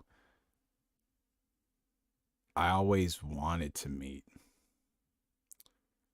I spent a lot of my early years just figuring out where I belong and trying to find people who liked me for me, and I got tired of trying to fake who I was. And then I discovered YouTube, and I discovered you guys, and we all got like really close doing the streams and YouTube videos. And then just the past like 2.5 years, meeting so many more of you guys because of the Xbox content, and that blew up. And it just reminds me that just like it reminds me of what my mom told me when I was 4 years old. She told me it doesn't matter what people think of you. The real people will love you for you. And I didn't understand that when I was young because I was only 4 years old going into kindergarten. But then the older I got, I realized that if you stay true to yourself and who you are, eventually you're going to find your people. And she's right. You know, my mom is always right. We butt heads so much, but my mom is my best friend. And it's true. Like I found so many amazing people, and it's absolutely insane to think about. Like, guys, this I'm not making this shit up, but I'm actually going to a wedding in less than 3 weeks from a subscriber of mine who I became really cool with. And just the thought of somebody who I met over the internet, over talking about Dragon Ball, and here we are 13 years later, and he's invited me to his wedding. That's insane. That's absolutely insane to think about. But it's just a testament to just always being yourself, no matter what. Being yourself and finding your people and realizing that's all that really matters, you know? Like, people spend so much time going broke, trying to look rich, whether financially or trying to appease other people, but it doesn't matter. You don't need to impact 1 million people. You know, all you have to do is impact one person. Impacting one person, that's all you really need to change the world, man. It's crazy, man. It's shit, it's crazy, man. And I'm never going to take that shit for granted ever again. If there's something I learned in the past 4 months, I know someone's probably watching this and be like, yo, this nigga is so dramatic. That's what I am, man. I am a very dramatic individual at times. I always say this. I'm the theater kid that never did theater, straight up. But it's true, man. It's true. So, you know, you guys, again, thank you for being you. You guys enjoy your weekends, your mornings, your evenings, your afternoons. We got a lot of stuff coming in the channel in the future. I'm really excited for 2023. I'm really excited for what potential opportunities hold. And got that jack on your back.